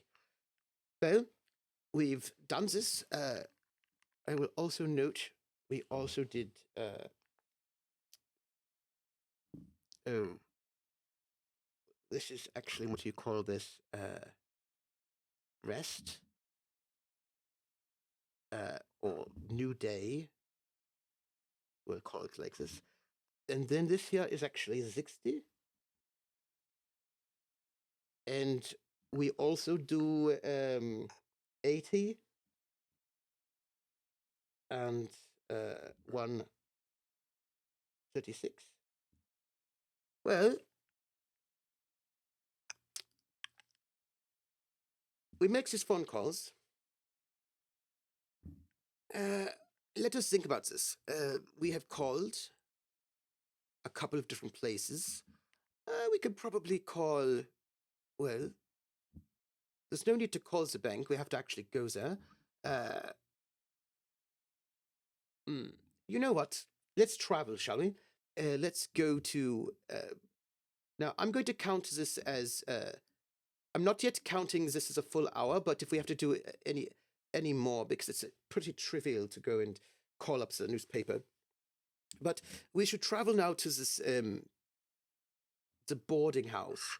No, I don't think this is true. I don't think I would travel to the boarding house just yet. I think I would go out.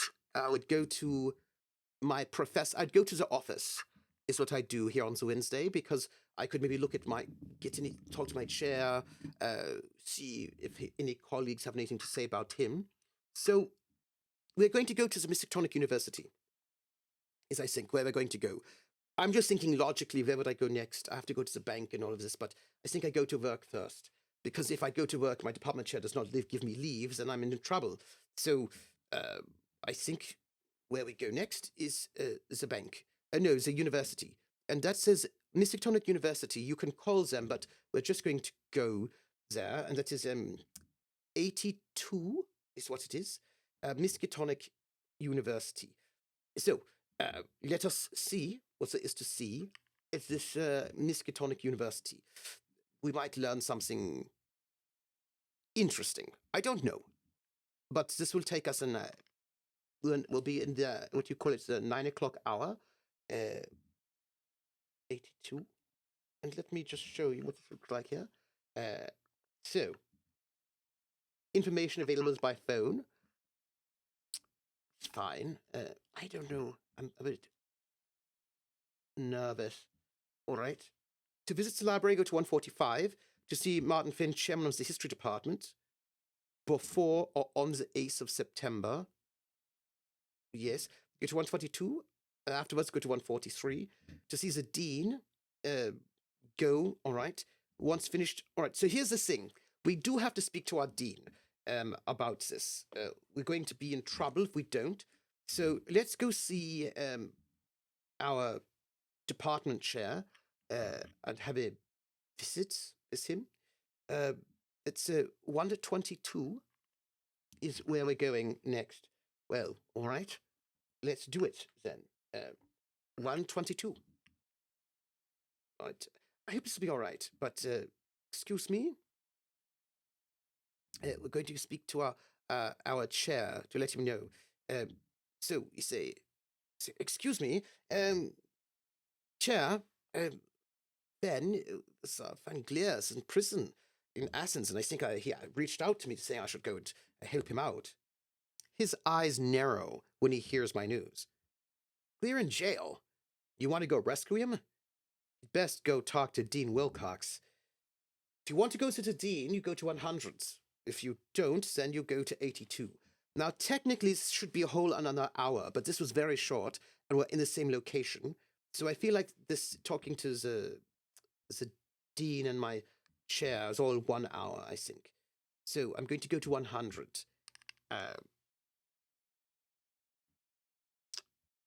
And then it's, what is it, 100? Dean Wilcox. All right, let's find out. The Dean shakes his head. Out of the question, Grunewald. I already have that young dolt Perkins covering for Gleer. Now you want to leave? Not a chance, sir. Does the Dean leave me no choice? To threaten to resign, I go to 186. To forget the whole business and let Gleer fend for himself, I go to 574. 574 seems bad. So, it's a very late number. They're not so many. I think they're only like 500 and something numbers. And I feel like if I go to 574, quit threatening to... See, this right here, this is this thing that happens in role-playing games. Don't know if you know this, but sometimes in role-playing games, you have what is called the call to adventure, which is when there's an adventure and it says, hey, there's an adventure, you should go on it. And sometimes the players say, oh, well, I don't think I'd go on the adventure. I think I'd stay home and just sleep. And then everyone dies. So I suspect that this is one of those moments. So I'm going to threaten to resign. And that is 186. Just so you know, I'm writing down the 186. We're going right there. We're going to be bold. We were a German officer after all, and people don't tell me no. And if they don't give me what I want, I threaten to resign, because I don't like people telling me what to do.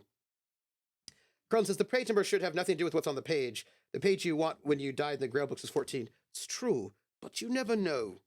I said 186, yes? Well, oh, resign? my dear fellow, I apologize. I should have recognized how serious you were. Go, save poor Glear's hide. I know you'll do it speedily and judiciously. The university will certainly pay for your round-trip ticket. As I leave, I hear footsteps move quickly away from the door. But wait, I have to read this again. Sorry. Resign? My dear fellow, I apologize. I should have recognized how serious you were. Go, save poor Glear's hide. I know you'll do it speedily and judiciously. The university will certainly pay for your round-trip ticket. Please, so sorry. As you leave, you hear footsteps move quickly away from the door. But when I look out, the hallway is empty. Go to 82 or any Arkham location. So, for the record, it sounds like somebody was spying. That's bad. That's bad. Okay, all right. So, here's the thing. Riss is like, sounds like a true fantasy story. What I'm thinking is the reason why he caved is because he already is short-staffed, and if I resign, here's the thing. I'm just going to tell you. If I resigned right now at the beginning of the semester has just started, right? And if I resigned and just walked right out, I clearly have tenure because I'm old. That means they probably would not be able to replace my line this year at all. Maybe the dean would have to go and see if they could get a replacement line, which certainly would not happen for September. Maybe if they're lucky, they could get it for the spring, but it's also pretty late. September is not great. Usually you put in a request for, like, you have to advertise for a new line, and all that happens in December, for the next year, which means they might be able to get emergency, but they just have to advertise for it. So they might be able to get a one semester replacement for the spring, but that's still leaving people wondering, like, who's going to cover my classes in the fall. They could probably get a grad student to cover it for the first couple of weeks, assuming that I'm going to be coming back just like in a week or two. It's better for them to let me go off to Athens for a week and have somebody cover the class, or just cancel them for, like, or get the librarian to come in and do library research, like library skills, for like 1 week or two, then have me quit, lose, and maybe not get a replacement for an entire year. And also, no offense, but Arkham University is not the most prestigious university. Like, who are you going to get? I'm just saying. Also, a lot of bad things happen in Arkham. It's really, like, it's hard. I imagine Arkham University loses a lot of their professors to insanity regularly. So having me resign would probably just would mess up everything. That's why he caved. I'm just saying, that's why he caved. So, I feel pretty good about this. We'll have to think about this for a moment. Or misadventures on expeditions. Yeah. So we're going to get a round trip ticket, which means I don't have to pay for it. And look, maybe I can get some sort of research or something. Well, let me think. I have the option to go to the library, but I don't want to do that because, after all, I don't have anything to research just yet. Nothing off the top of my head. So I think what we do is we go over to the boarding house to go and see if there's any good information on Glear this way. So we'll have to do this, what you call this, accounting, yes? So the boarding house is, Harding House is 113. We should go there, to 113. But before we do this, we're going to have to be official now. So we woke up at 8. We spent an hour getting to the university. We spent an hour talking to people at the university, another hour going to the boarding house. And most likely we will spend an hour in the boarding house. So noon. Let's do this. Let's go to the boarding house, which is, if you remember, if you recall correctly, my location tables. I also think this location table should go at the end, and the calendar should go here, right there. Okay. This is hello, location tables. 113. Let's go there, shall we? I think this is what we do. 113. Well, all right. It's noon, 113. We go to the Harding house. Mrs. Harding greets me amiably. She's uncertain whether she should show me Glear's room. If I try to fast talk her, go to 23. For charm, 45. For persuade, 67. To try a bribe, go to 89. Oh. Well. According to the old Miskatonic University supplement, the fall semester goes from the middle of September to the middle of January. The spring semester begins in January and extends until nearly the middle of June. See, that makes sense. You know, semesters don't normally start until after Labor Day, but apparently we've already started teaching, so I don't know what that's about. Because we have gradings, so I think they don't understand how universities work. Shall we go? Let's try to persuade her.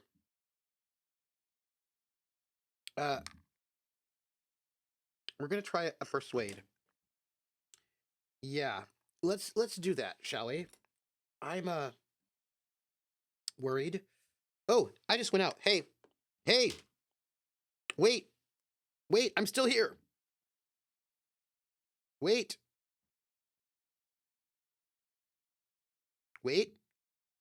Okay, sorry. I think, oh, that's no good. Wait. Stop it. Give me a second. Wait. There we go. The cuff of my jacket pressed the wrong thing. You'll have to, forgive me on that one. Oops, I'm back. All right, well, let's go to this woman's house, which is, the boarding house. Harding house. Well, it says to try persuade is to go to 67. Let's do this. I don't know. I'm a bit worried. All right, well, 67. Here we go. 67.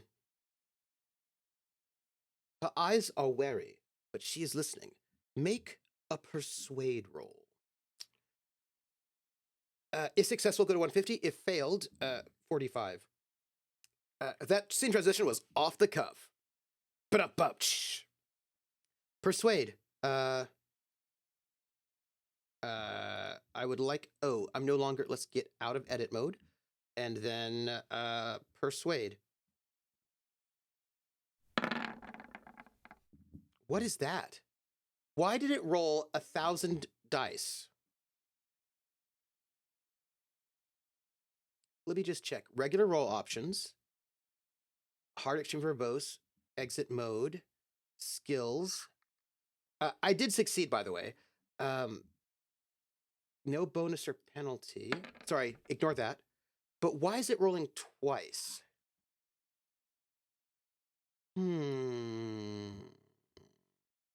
Before we do anything weird, I'm gonna just check my settings. I succeeded, by the way, so don't worry about it. General, sheet version, roll NPC stats, controls, nothing weird is happening. Calculations, enable build calculations, damage bonus, hit points, magic, movement, dodge, roll options, roll behavior, no penalty, roll 1. So actually everything should be fine. Nothing should be weird. But what we're going to do is this. Display, name, dice options.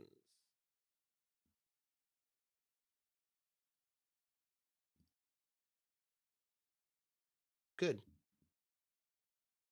We succeeded. We go to 150. By the way, we succeeded on our first die roll, everybody. I would just like to point out for the record that I feel really good about that. That makes me really happy. I don't think bad things are going to happen at all. So, yeah. You know what? No, it's fine. I was just thinking about like, is there like an even better way to do this? Like, could I have like the list of all the numbers and just like check them off when I hit them? But that's not going to give us uh, directions. But I do succeed at this roll. Ooh, wait! I get to hit persuade and mark it that I successfully rolled it. I know that we're not going to be able to level up, but I feel good about it. Just, you know, makes me feel good. Yeah. That shiny sense of invincibility won't last long. No, it won't. But, you know, especially since I think we're all going to die. So, I mean, there's that. 150. Yes. All right, what's it say?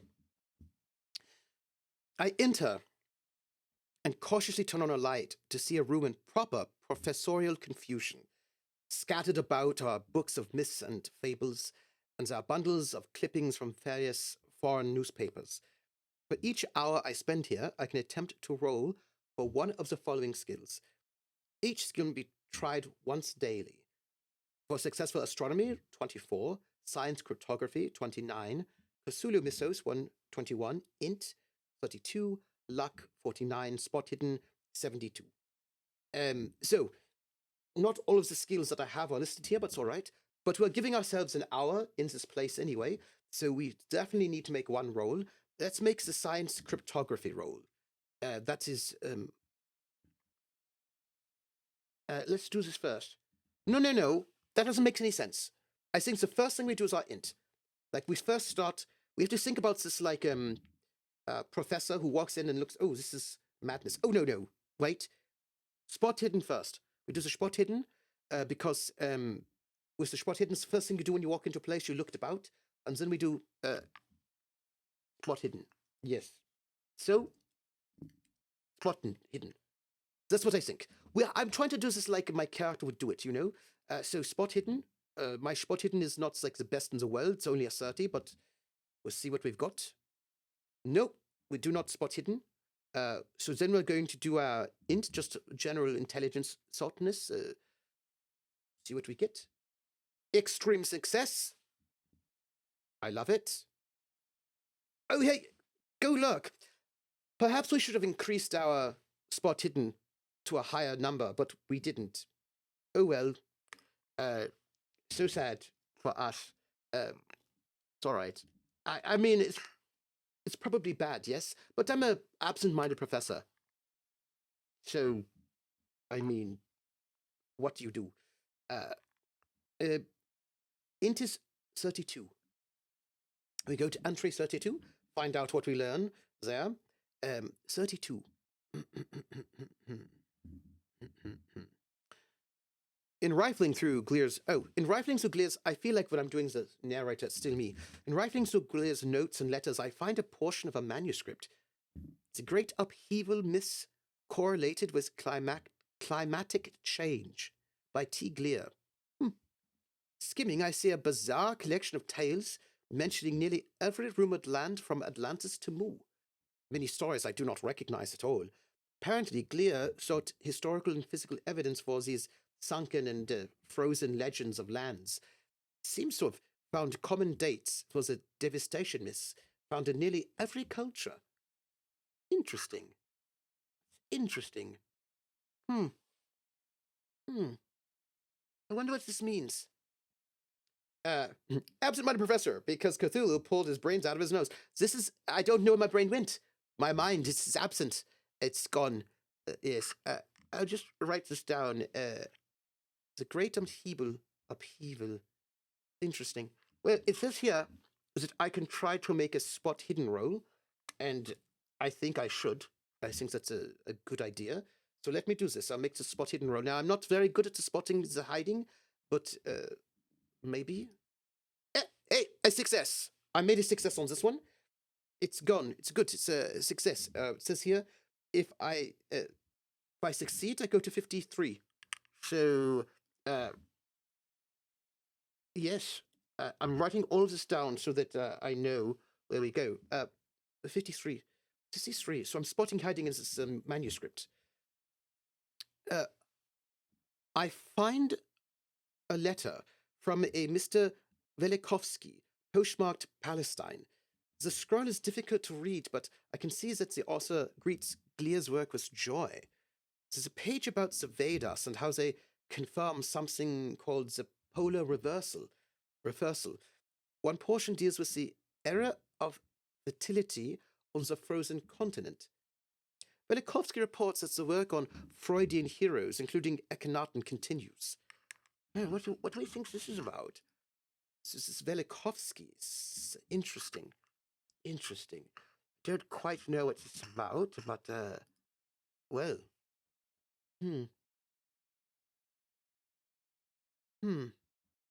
Don't quite know. Well, that's interesting. So, well, we did a quick look. I sort of thought about things a bit. Why don't we use a bit of our extra skills? So we have more chances here, spend a few more hours. Let us do, we don't have much more we can make. Let's make this science cryptography roll. After all, we're somewhat good with this, cryptography. As the doc says, that I will resurface briefly to say, that upheaval is a word I missed at the regional spelling bee when he was in 6th grade. So I've always associated with psychological horror. So I find it appropriate that it's showing up in this Cthulhu game. I think that perhaps that you missed it for a reason. I think perhaps you missed it because it was meant to be. That the upheaval is, after all, something devastatingly bad. Yes, I think so. But, cryptography. Let us, make this roll, shall we? I don't know if we can, but, we'll spend another hour working on our cryptography. Oh, it's a failure. Oh, but I like it. Let's talk about this, everyone. We have, well, each skill can be tried once daily. So we can come back and come back to this place tomorrow. We have more time. Yes, so let's come back another day. Right, okay. So we can make our luck roll for our roll 4 of the day. Luck. Let us make this a luck roll. Let's not spend the luck, let's make the luck. Let's make our own luck. It's also a failure. We'll have to come back the next day and continue searching because it seems very strange. They do have this astronomy possibility, and I don't know. My astronomy is not. I don't even have it actually, so I'm not going to do that. I'm going to leave. I've been here for 4 hours, and it says you may try a stealth roll to sneak out, no matter what's the hour. If I fail, go to 51. If I succeed, go to any Arkham location. Well, I'm going to try to sneak out, but I don't think I realize that I'm trying to sneak out, you know? And I totally fail on the stealth roll. So I'm going to go to 51. No, I will not forget to eat. But I wanted to go to a diner right now and think over what has happened to me. But as it turns out, the reason why my stealth was so bad is because I did not realize I should be stealthing, you know? Because we only just started. So let's go to 51. So here's the thing. Before we go to 51, I'm going to, what's the word? I'm going to stall because I'm concerned about what this might mean, this badness, you know? So rather than just actually looking, I'm going to go to the map, the calendar, and, you know, I'm going to just go here. We spent 1 hour looking at sort of spot hidden, then 1 hour for the intelligence, 1 hour for the cryptography, 1 hour for the luck. So we spent 4 hours there total. It's 3 p.m. We have to go and eat breakfast. You're probably smoking while researching, which you might at ease, but also easily notice. I think that's also right. Also, Azadak is obviously a cultist. All right, well, okay. Let's walk out then. Suddenly, Mrs. Harding appears. Why, the idea, she sputters. I'll count to 3, she says, her grip tightening on the shotgun. She's pointing in my general direction. And I'll pull the trigger. 1, 2. I quickly decide to leave. Go to any Arkham location. But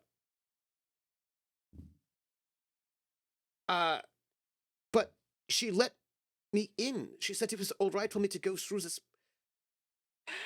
I can go to any Arkham. Well, apparently, she did not like me rifling through all the things, and she got very upset.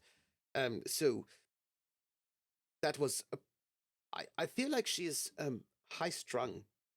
Is what is happening. So you know what? I'm going to go and have. I think I overstayed my welcome. I'm going to go have lunch. This is what I'm going to do. I'm going to have the lunch.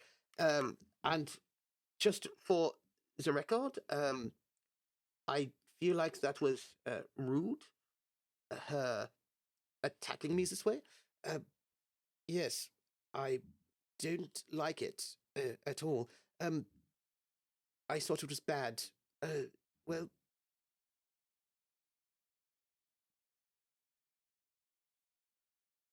she might not be all right. I'm going to, if you don't mind, I'm going to make a small, going to draw, let's make blue a circle, a blue circle, very small circle. And a blue circle will mean that we've eaten. It'll be like a symbol for eating is what it will be. So I'm going to put this there, and I'm going to make another little small circle, a little bit bigger than this one. All right, so, oops. So you can see what I'm doing here. We're going to spend 4 o'clock. We're going to be having lunch. We're going to go to a diner and ponder what sort of strangeness is this. And then we're going to travel for that 5. And we're going to go to the bank. And so 6 p.m., we're going to the bank. What we're going to... Where is the bank? One moment. That was very strange. She seems very high-strung, upset, and I don't exactly know why. I don't feel very quite strange about it. Well, oh, it's 6 o'clock, is it? Is the bank open? Well, the bank, the First National Bank is only open to 3 p.m.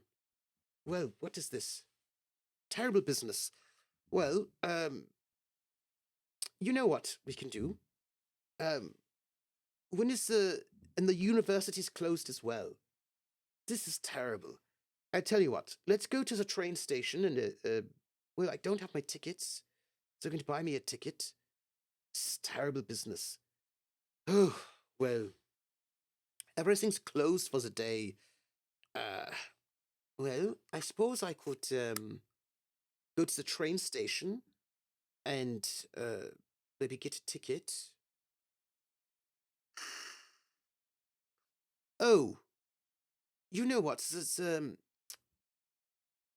There's a Cunard Passenger Lines activities table. I could maybe I could make a call and phone to get a ticket when I have a bit of a moment. Let's go to the train station for this hour and see. This woman is she's threatened me with a shotgun. She seems a bit you know, unstable. Yes. So I'm going to go to the train station this hour. It says if I'm heading to Boston, trains leave at 9 a.m., noon, and 5 p.m., and it takes an hour. And I can wait for a train or go to any other Arkham location. Well, let's make a note of this. This is important. Train to Boston leaves at 9, noon, and 5. 9 a.m., noon, 5 p.m. Well, so, well, now we know. I suppose we have to go home. Oh, you know what? I see here that it is the diner And there's actually an entry for the diner, and we went to the diner, but we didn't realize there was an entry there. So we're going to have to go to this entry for the diner, 593. I did not realize there was a diner entry. We'll have to go there. This is important. We don't know what it's going to say, but we'll have to do it. This represents our 4 o'clock. Yes, 4 o'clock going up to the diner. 593. Well, I'm so glad to know that there was an entry for the diner for us to have some sort of food. One moment, I don't want to, miss anything. 593, Bees Diner, 4 p.m. Bees Diner, open from 6 a.m. to 5 p.m. You can get breakfast, lunch, and dinner. When you had your fill, go to any Arkham location. Oh, it's great. I feel wonderful about this. Also, well, so this is a bit of a trickiness, isn't it? We had food at the diners, and we went down to the train station, right? We traveled to the train station. We found out that we could just get the tickets when it was. That was then. So I suppose at this point, everything's done. So I suppose we go home, and we sort of, which is what, 120. Oh my! Everything's shut down. This is what it's like, by the way. Back in the day, everything shuts down a lot, and you have to go home very early. Don't even know what we're going to do about this. Oh my! I wish the Waffle House were 24 hours, but when Arkham, I don't think Arkham has anything that's good for 24 hours. Where's our home? Oh, it's 102. So I suppose we go back home at 6 p.m. and yes. I don't even have a club to spend the evening in. Arkham's a terrible place. So this is what we do. We go home to think about all of this that has happened. We eat dinner at 10 p.m. Like a late dinner at 10. Then we're going to, here we go, 10 p.m. Oop. Then we're going to go to sleep. We have to sleep 8 hours. Let's get up at, well, let me see. Before we go to sleep, we'll have to go and look at our timetables for the days, figure out what we need to do the next day so we can decide when we want to go to sleep, when we want to wake up. We don't need to go to the newspaper. We don't have to go to the train station. Yes, cafe and cultist. We do need to go to the bank that starts at 8, 9 in the morning. General store, could maybe perhaps go there to get some things, but let's go to, we could try going to the Harding House, but the university opens at 8. That's the earliest, is 8, the university. So why don't we, my thought is that we wake up in the morning, we go to the university, we, yes, let's wake up at 7. We wake up at 7 o'clock, go to university, be there at 8 in the morning, do some research, and then see if we can get into the, eat some lunch, see if we can get into the Harding House one more time. It might be a bit of a problem. Yes. So, let's do that, shall we? I don't know how well this will work out for us because it was a very disappointing day. But if we go to sleep, we'll go to sleep at what? We need to wake up at 7. We need 8 hours. We go to bed at midnight, 11 o'clock. Seems very, what's the word, reasonable to me. And I think what we do is we make a little rectangle. I feel like this is lovely. Yes, we'll make this little rectangle, and we're going to fill the rectangle in. Oh, I did not do that right, but it's all right. Oops, hello, little rectangle. Pardon me. All these rectangles just there. Look at this. Look at all the lovely little rectangle business that I'm making at the moment. I know that this might not be sexy, like other people may not think so, but I think it's very sexy. This making little squares like this on the little calendar, I think it's lovely. I like it very much. So let's make this little calendar there. I know this is what you call it, a kind of anal retentive sort of thing, but it is. So we sleep for the, oops, sorry about this. We sleep for the 8 hours. and we're going to wake up on the Thursday, where we're currently at. Whoop, hello, Thursday. Make our little note here. Let us see. We wake up at 7 o'clock in the morning. We travel over to the university. We'll be there at 8. And I think before we go into research at the university, we take a 10-minute break. I think this is what we do. Do I have dessert? I don't think I have dessert. I have jelly beans, though. All right. Loopy says, some people are excited by Excel spreadsheets. There's something for everyone. I think this is true, but here's the thing. We've got to, we have to leave on the 5th. We don't have much time. We have to go because on Saturday is when they leave. So what I'm going to do is I'm going to take a break, and 10 minutes, when we come back, well, what we're going to do is go to the university and research these strange things and see if we can get back into the Harding house. We'll get money at the bank and all this. We're going to be responsible. Yes. All right, then. We'll be back in 10 minutes. And when we get back, well, everything will be all right, I think.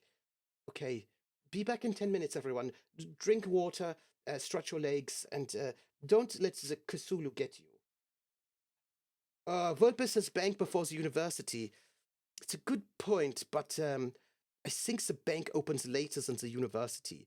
Yes, the bank opens at 9 in the morning, and the university opens at 8 in the morning. So I feel like we just do a couple bits of researching at the universities and go to the bank and then go to the diner. Try to get some food in at noon. I think it'll be all right. I'm thinking, yes. All right, go stretch yourselves. Be back in this 10 minutes.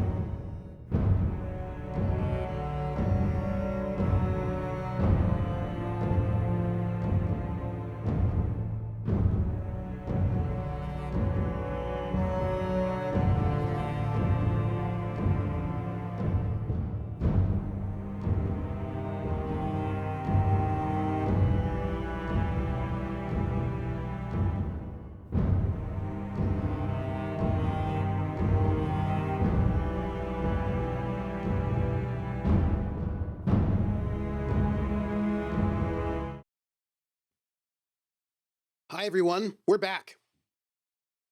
We are back. And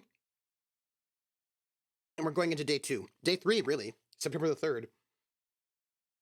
And we're going to go and research in the library at 8 a.m. And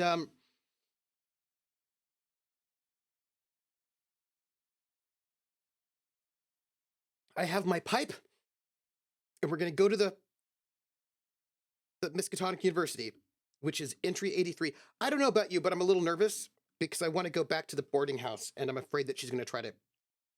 I think that she's not stable. I mean, she pulled a shotgun on me, so yeah.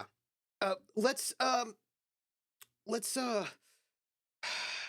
we wake up 7 in the morning. We don't have breakfast. We're going to get ourselves ready and travel over there to the university, which is entry 82. I'm still alive, and we're going to go to the library, which is 145. 145. Let's find out what's in the library, shall we? Maybe we can do some sort of research about these strange things that he's sort of going on about. For each hour at Miskatonic's library, attempt to make a successful library use or spot hidden roll. If you make library use, go to 25. For spot hidden, go to 70. Well, let's spend an hour there doing some library use, shall we? Because I hope that there are books in the library. Uh, let's uh, let's um, let's see how this goes. Professor, do some library use. Why don't you? Please do. That's a failure. Let's spend another hour doing library use. That's a failure. Let's spend a third hour doing library use. Hello, Rosie RPGs. A success. Okay. Okay.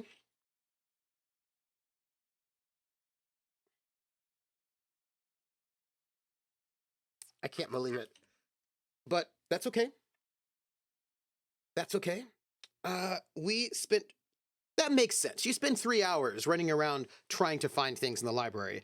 But it's like, I'm really good at the library. It's okay.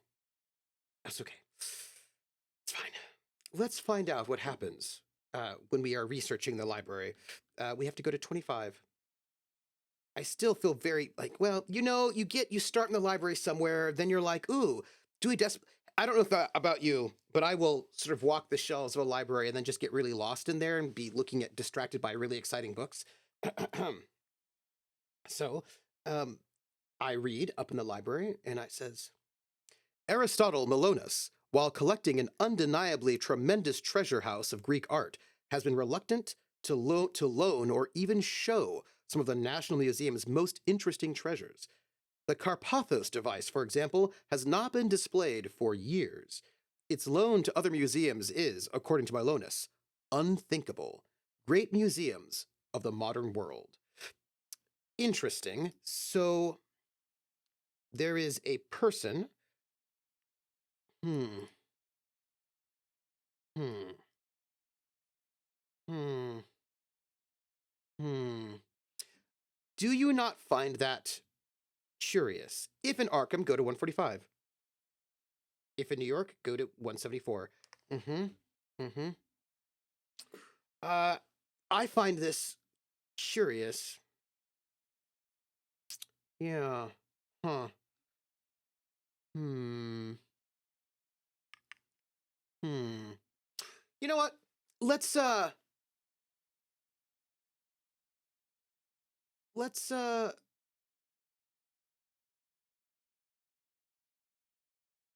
let's go to our calendar. Why don't we? And just mark down what we've done. Because after all, this is important. We traveled and then we spent 3 hours, 8, 9, and 10 researching. So it's 10 in the morning. Not so bad. Why don't we spot hidden while we're here? Let's just do that. I mean, we're here anyway. Might as well do a little bit of spot hidden. What can it hurt? I mean, I suppose it could actually hurt a lot, but it's not failure. That brings us to 11. Let's do one more spot hidden to noon. Yes, success, everybody. Ho, ho, extreme. Just remember the bank at 3. Oh, yes, we're going to have to go to the bank. Yes, absolutely. Yes. Thank you for the reminder. Time of gifts. The bank ends early, banker hours. Uh, I feel really good about that. So,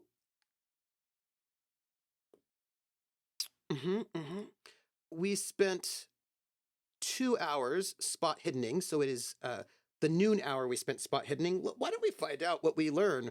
We do some spot hiding. I so excited about this. Um, yeah. Let's let's do that, shall we? Let's go 70. The myth of the cataclysm, or the upheaval, is one of the oldest tales and is found in nearly every culture. These imagined events occurred, according to some Nordic myths, 3 or 4 thousand years ago. Other legends, notably those told by the Shikastra sect of Tibet, date the world changing disaster to as recently as 850 BC. T. Glear, the destruction myths. Interesting. Interesting. Hmm. Well, this is somewhat interesting. I wonder what this might mean. Well, why don't I write down in my notes something about this? After all, it could be important. I don't know. Hmm. Do you not find this a bit mysterious? Well, hmm. I tell you what. I'm going to. This is a.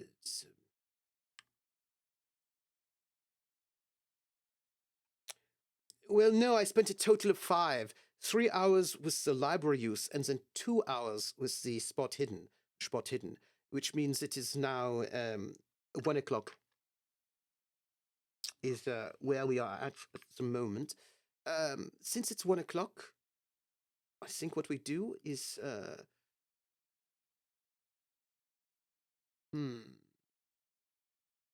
think since it is 1 o'clock, we're going to travel to the bank at 1 o'clock.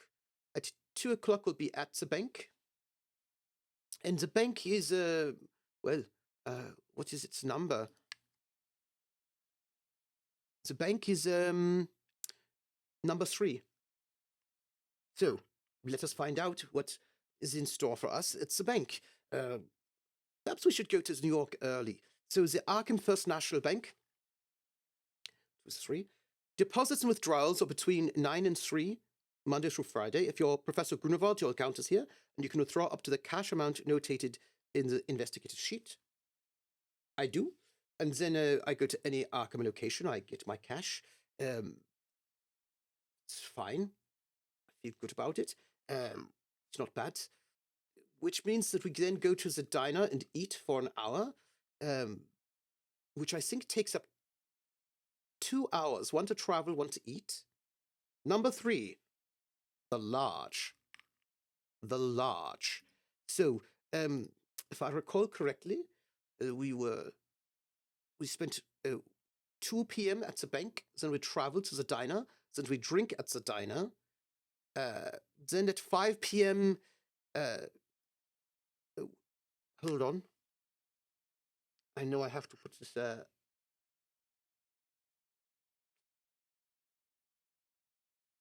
4 p.m. Is that right? Noon. Then we travel. Then we do the bank. Then we travel. Then we eat. Yes. So it's 5 p.m. We could go to the boarding house, the large. Let's do this, and let's just try at the boarding house to convince this woman to let us back in, so we can perhaps, we're eating at 4 p.m. quite often. If she'll let us in, it's still 5 p.m. is still normal business hours. It's not the end of the world, and maybe we can get her to be more reasonable and not threaten us with the shotgun this time. So we go to the Harding house, which is 113. I don't feel good because it's this whole shotgun last time, but I'm thinking we could always just bribe her a little bit, So we can either try to fast talk her, charm her, persuade her, or try to bribe her, which my persuade is 50, and my credit rating is also 50. So let's first starting out with the persuading, and we'll say, hey, let me try to persuade you again. I know that the last time it didn't go so well because you were sort of freaking out, but this time you should let me back into the room, and I fail. So 67 with the persuading. Let's see. I just got cash, so if I fail, I go to 45. She seems upset, you know. That's just fancy talk. I know your sort. Professor Gleer specifically instructed that no one disturb his room. She slams the door. I can try sneaking in later at night by going to 90, or I can go to a different location. Well, I'm not very good at sneaking, so what I'm going to do is I'm going to go home. I feel like this is the end of the day for me, so I'm going to go home. I'm going to eat dinner at 10 o'clock. I'm going to go to bed. And in the morning, I don't have in the morning, I think I will go to the newspaper and study there, see if there's anything interesting I can learn as a newspaper. Eat some food, try to convince this woman one more time. So let's do this, shall we? This is something I think is probably, and then we should probably be moving to New York somewhat soon. So we are here on this Thursday. Yes, Fridays. We're going to have to go to tomorrow's our last day here in Arkham. So we go to sleep as we did before. Make just note of this. It's going to be a healthy sleepingness, as it were. Look, I think this is going to be all right. We wake up 7 in the morning. We travel over to the. Oh, what can we do? It's Friday the 4th. We don't have a great amount of time, so why don't we try going to? Let's see, what is open when? The advertiser's open at 8. So we go to the advertiser, clearly easy peasy. The newspaper, we go there. So newspaper first. Let's do this and see we could get a little bit of research. We're going to go and spend an hour in the library, and we're going to do a little bit of research in the newspaper office, the morgue, the newspaper morgue, and perhaps we find something interesting there. So, 8 o'clock. Succeed. No problem. This is no problem for us. We go to 48. I write this down in there later, but what do we learn? 48. Aristotle Melonis, director of the National Museum of Archaeology in Athens, died today in a bizarre automobile accident. His car, apparently going much too fast, spun through the railing of a stone bridge across the Ilissus River. This internationally known scholar, largely responsible for the protection of many Greek national treasures, will be sorely missed. A reclusive man, Melonis was unmarried and without other family. He declared always that his beloved Greece was both mother and father to him. Arkham Advertiser, July 1st, 1931.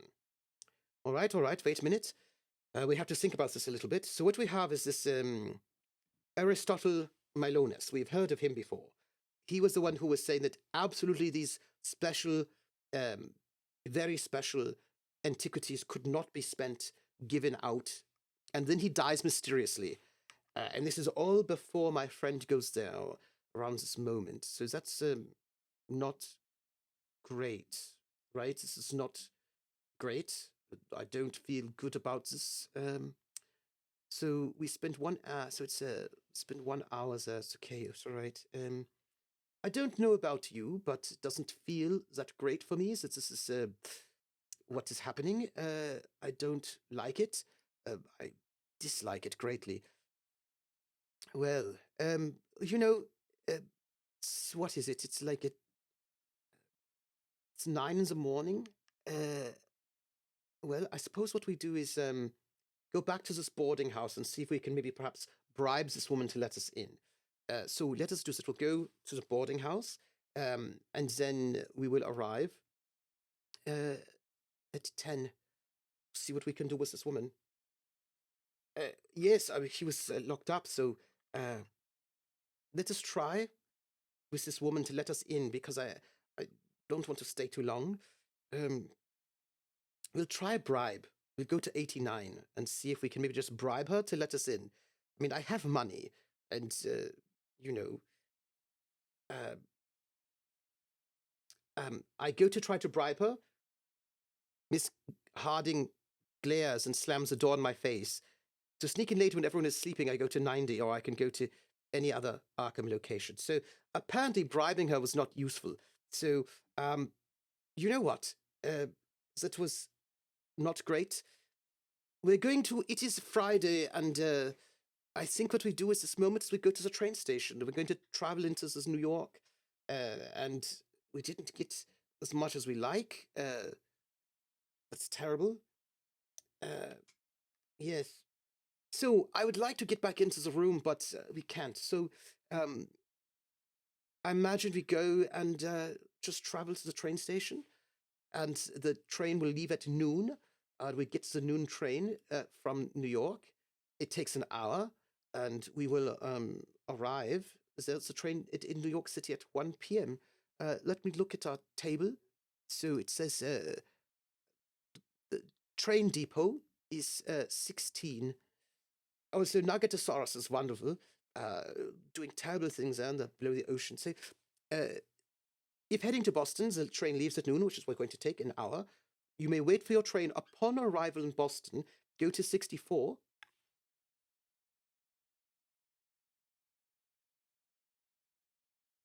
Let's do this. We are going to the train. 64. So Friday. Remember, Saturday is when the ship goes and leaves us. So 64. There are two trains to New York City's Grand Central Station. Oh, there are two trains to New York City's Grand Central Station. One leaves at 10 a.m. and the other at 5 p.m. The other leaves at 4 p.m. and arrives at 10 p.m. Go to 146 upon arrival in New York City. Oh. So we're going from Arkham to Boston. Oh, I see. Our roleplay takes the morning train. We roll from 9 to 5 and then. So, we're in Boston, and, it is, we arrive at 1, and there's one that leaves at 4. That's the next train leaves at 4 p.m. I see. Well, should I miss the train? You have friends in Boston who would gladly pick you up and put your phone out for free. You can then catch the train in the morning. Well, we're here. We have, what do we have? We have 3 or 4 hours before the train. Well, there's nothing really interesting. It's a Boston location. So we'll just have to, I just checked, there's nothing really interesting. So we're going to have to wait in the train station for the 4 o'clock train. I'm writing this down so we don't forget anything. We're going to take the 4 p.m. train to New York City. So, upon arrival, go to New York City. And it arrives, this train arrives at 10 p.m. I'm going to eat while I'm here. And I'm also going to, let's see, I get there at what o'clock? I arrive at 1 p.m., so I eat at 1 to 2, it's fine. I take the train. I eat on the trains. There's a train car, so I eat there. So, you know what? It's lovely. I don't think we have any problems at all, but I want you to see that I'm doing it. So, I'm not cheating. On this day, we get on the train. We eat. There's something charming about this. And then we're going to eat also at 8 p.m., which is on the train. We arrive, by the way, at 10. And copy, paste. There we go. Lovely. So look at that. Here we are. We have arrived. Everything is fine. Maybe. We're going to arrive at 10 p.m. 146 is where we go. I'm sure when we arrive at New York, there will be nothing bad at all that will be happening to us in any way. It will all be lovely.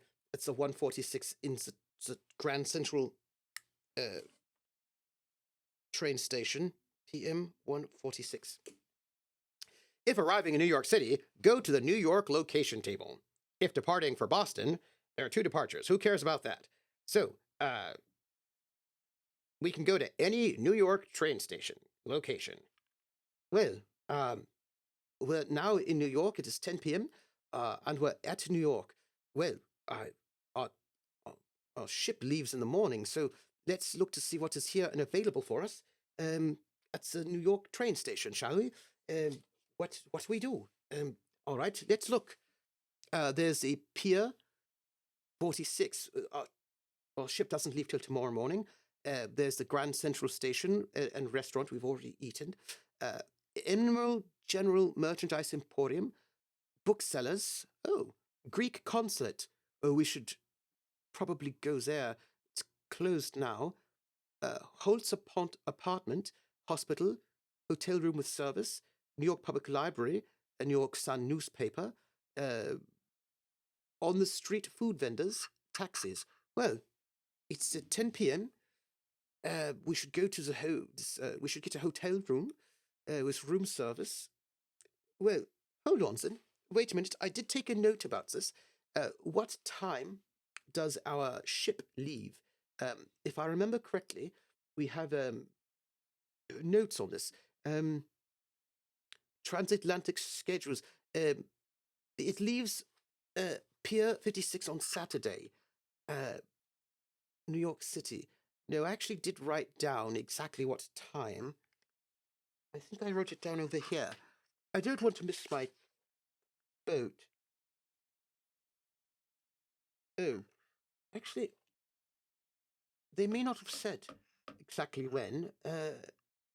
Do we know? No.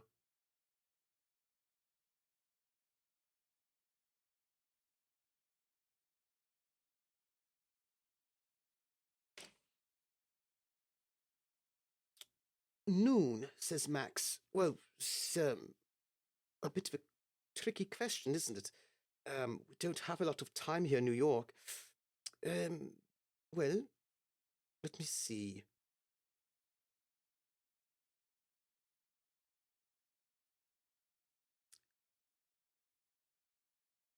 Yes, we can telephone them. We'll telephone them. In the ship activities table, let's see. New York has got the Cunard lines, which is 104. While we get to, we're at the train station. It's 10 p.m. We'll just make a quick phone call, is what we'll do. And that is 104 on the line. And that is, what does it say? 104. We can call them.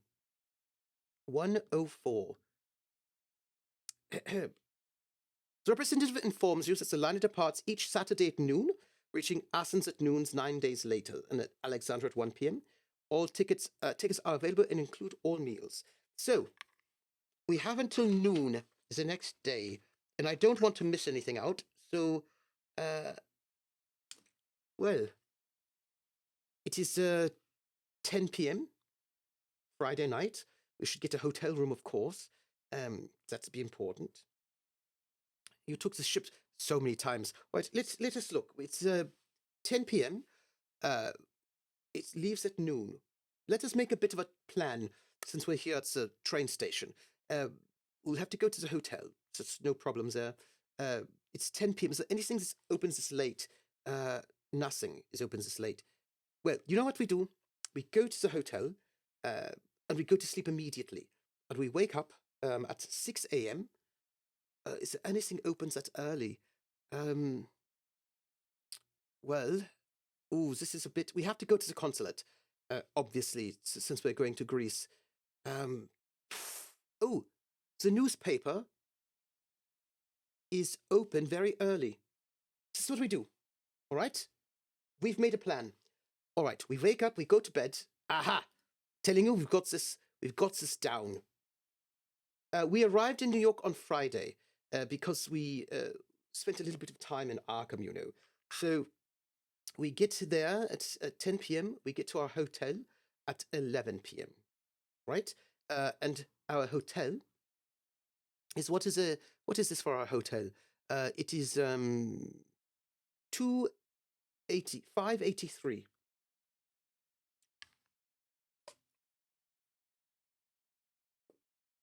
I'm writing down the notes. 583. 583. Hotel. What a find! This hotel is cheap, roomy, warm, spacious, comfortable, and clean. I can go to any New York location in the morning. Yes, so we will sleep 8 hours. I'm actually feeling like this will be all right. So we go to sleep for 8 hours.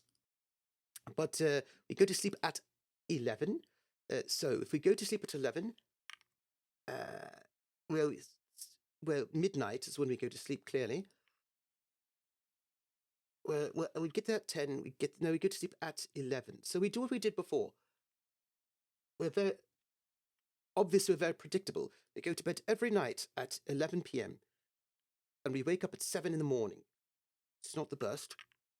Not the worst. All right. So if we wake up at 7, we can travel somewhere, be somewhere at 8. We only have until noon, which means we have to leave at 11 to get to the place. We need to go to the consulate. We spend, well, let me think about this. It's 7 in the morning. We travel. We'll be somewhere at 8. The only thing that's open at 8 is the newspaper. Spend an hour there, perhaps. Then it's 9. We go from 9. We travel 10 o'clock. We can go to the consulate. And that makes us, so I think we can go. That's, I think, what we can do. We go to the newspaper, then we go to the consulate, and so we go to the boat station. So we wake up, we travel, 8 a.m., we get to the newspaper. Maybe there are some sort of news at the newspaper. So again, we have to be very tight,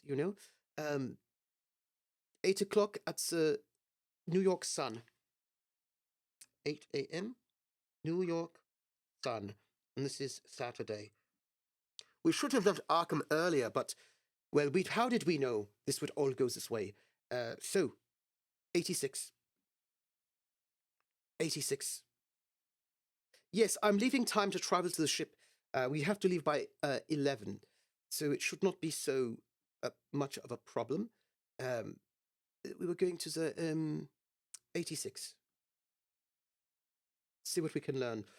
Also, we can make phone calls, Yes. All right.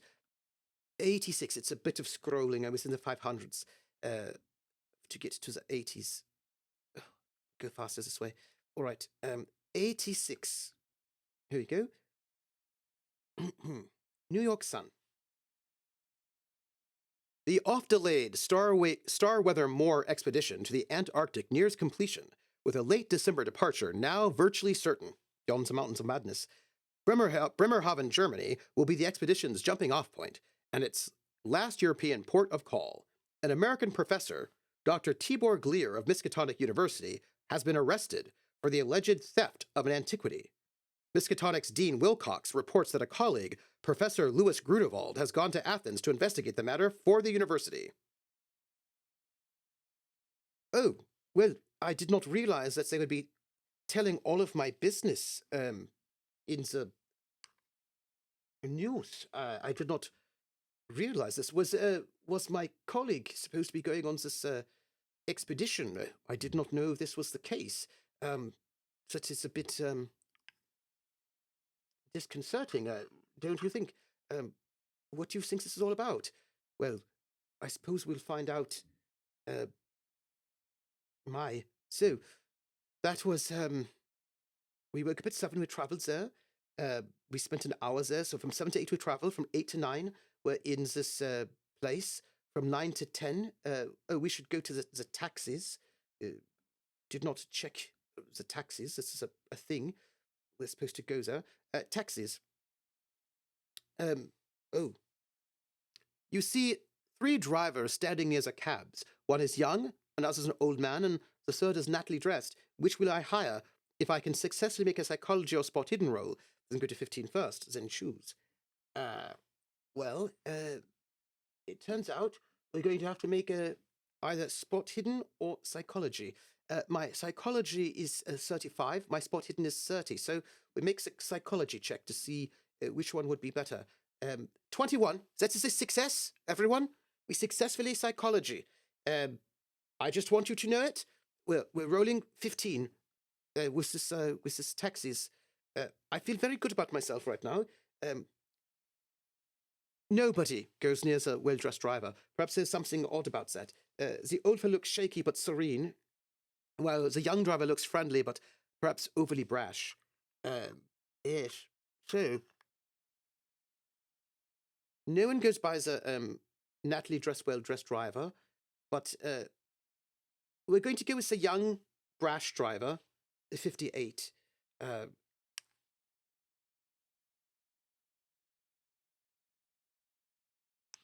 Yes, we're going to take the...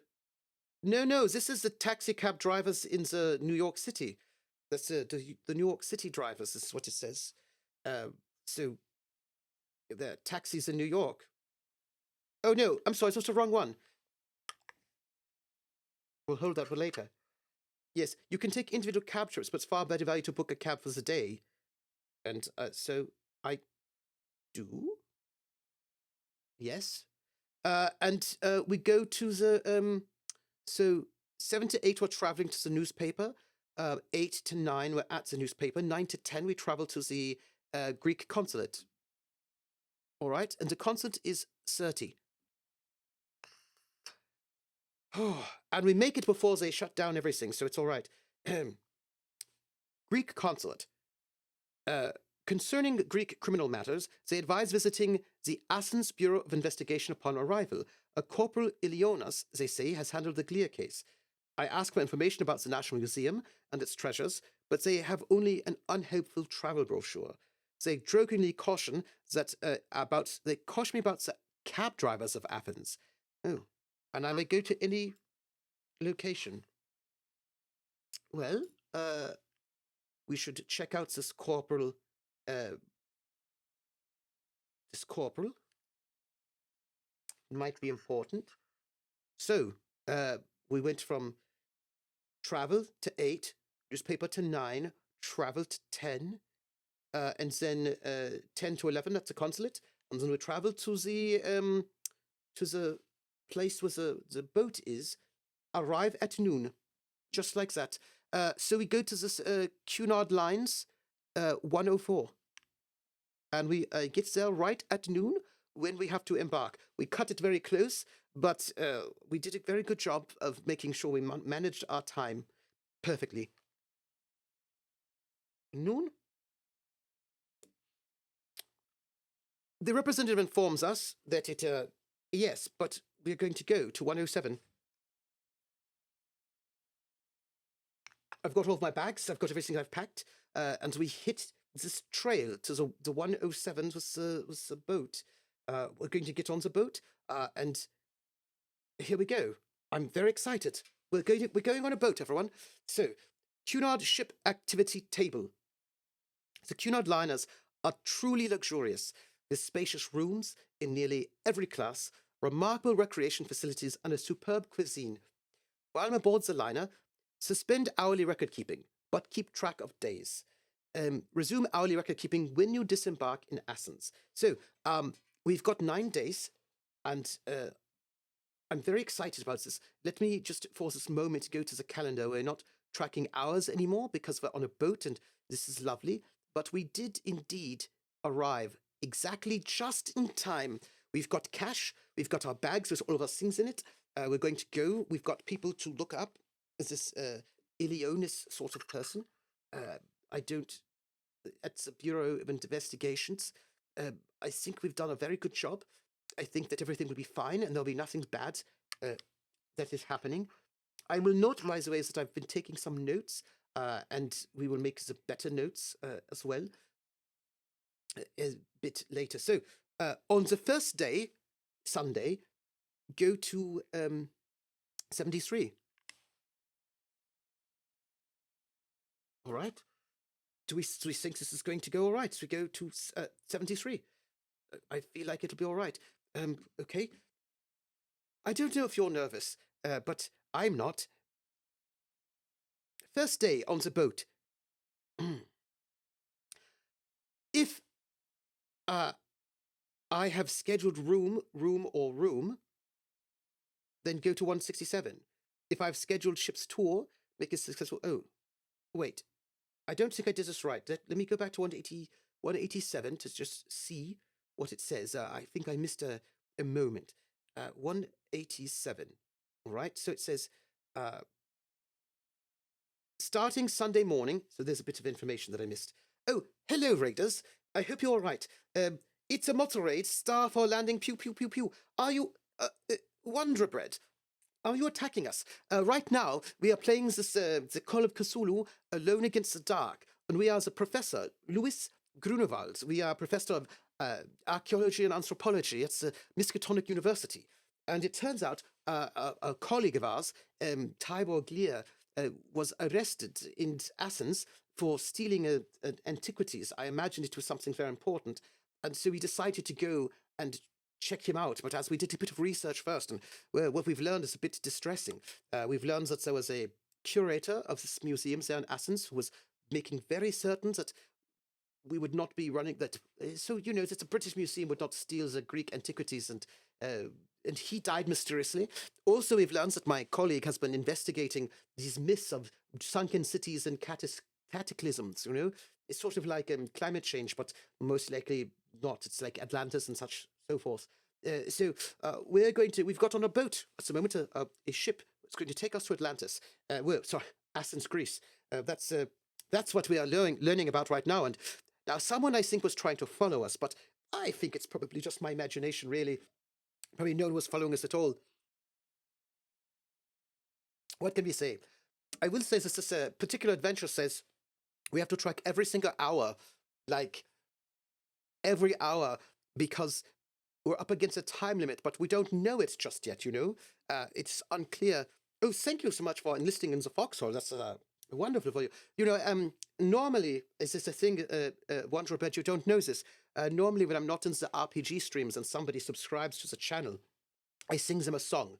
I sing them the name game by Shirley Ellis from the 1960s, and then I do their name in the name game. But because this is a solo one, and you have raided us, and also you have subscribed to the Prime, I'm going to sing this to you. But I'm going to sing this in the accent of my character, so you'll just have to know this is going to happen now. So, for you, the name game. Come on, everybody. I said, now let's play a game. I bet you I can make a rhyme out of anybody's name. The first letter of the name. I treat it like it wasn't there. And then a B on F. On M will appear. Und then I say Bo at the B, then I say the name, then banana, fana und fo. Then I say the name again with an F very plain and a Phi, Phi and a Mo. And then I say the name again with an N this time, and there isn't any name that I can't rhyme. Wunderbread, Wunderbread, Wunderbread, Wunderbread, banana, fana for Wunderbread, Phi, Phi, Mo, Wunderbread. Wunderbread. Der Namensspiel. There you go. Do you want to give you this name game? As we decide how this is going to happen the 9 days on the boat to Athens, from New York City to Athens. I try to make this, the name game all official in this way. But as a German professor who's quite old, not that old, only 53, 53 is not so old. So, you see, starting Sunday morning, I get to select 3 ship activities.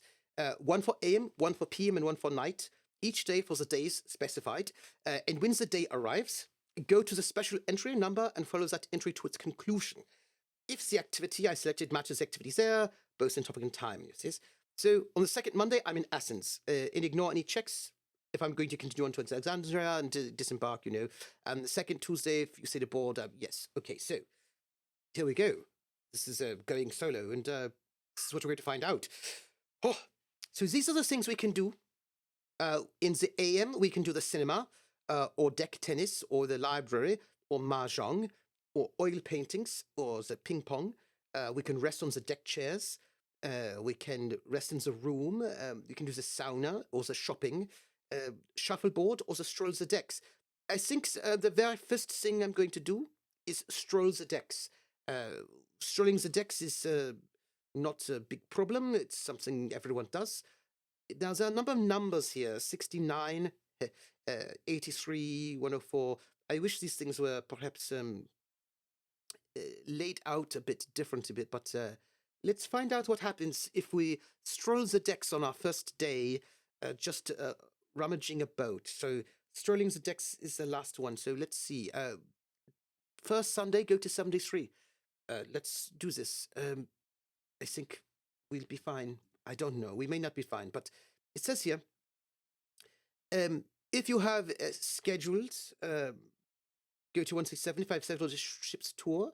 For any other results, return to the ship activity table at 187. So I think we go back to this 187. And I don't know. Look at what is this 187? I think this is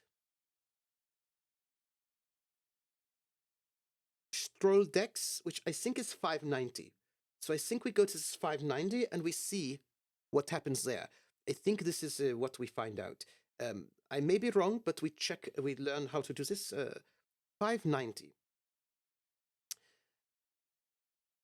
This is 590 skeet shooting. This is shotgun practice. I don't want shotgun practice. I want strolling the decks. See, sadly for me, the numbers are not. I can show you actually. The numbers are not exactly where they should be. Skeet shooting, shuffleboard, stroll decks, shopping. So let's see, 1, 2, 3, 4, 5, 6, 7, 8, 9, 10, 11, 12, 13, 14. 1, 2, 3, 4, 5, 6, 7, 8, 9, 10, 11, 12, 13, 14. So there are actually extra numbers here. So the question becomes, how do we know which numbers are we doing? Oh, wait a minute. This is I think this is where we came from. Yes, it's different. So we stroll the decks in the AM. Nothing important happens there. In the PM, we take a ship's tour. So we do this in the PM, which is 73, which, if I recall correctly, is like on page 20, something like this. Let's see. Oh no, we've got a bit more to go. 20. Here we go. No, that's what I just did the wrong number, didn't I? 37. Go to 73. 73. We're in the PM. If you've scheduled a ship's tour, make a successful spot hidden roll. Okay, well, we're going to do this with the spot hidden. I don't know how well we're going to do because our spot hidden is not as good as it could be. But we make the roll. We find out how we do. Spot hidden. Failure. Ooh, but it's only by 9.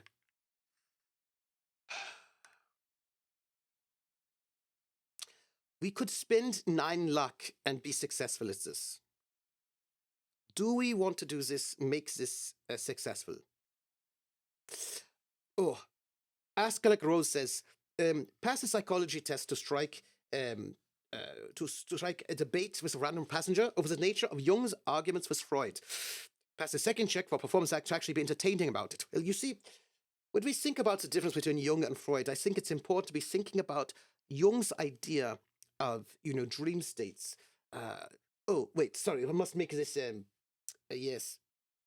Yes, 9 is still a no, but if we spin the 9 points, then we make the 39, and, yes, so this is the big question. This is the questions we have to ask ourselves. Do we want to spend 9 luck? We only have 50 to discover. Here's what I'm going to tell you. My thought right now is that even though, oh, wait a minute, out of character, I think we probably should spend the 9 points because it's the only time we're going to be on a ship's tour and it might be really important. You know what I mean? Like, it could be very important. However, in character, I don't think that my character is yet too alarmed about what's happening. Is not suspicious of the boat, and so would not spend his luck points just yet because I don't think he's particularly nervous so much. So I think even though it is very bad that we do this, we are going to just not, we're going to, take a lovely tour of the boat, not really worry so much about it because we're not yet concerned or nervous about anything. Right.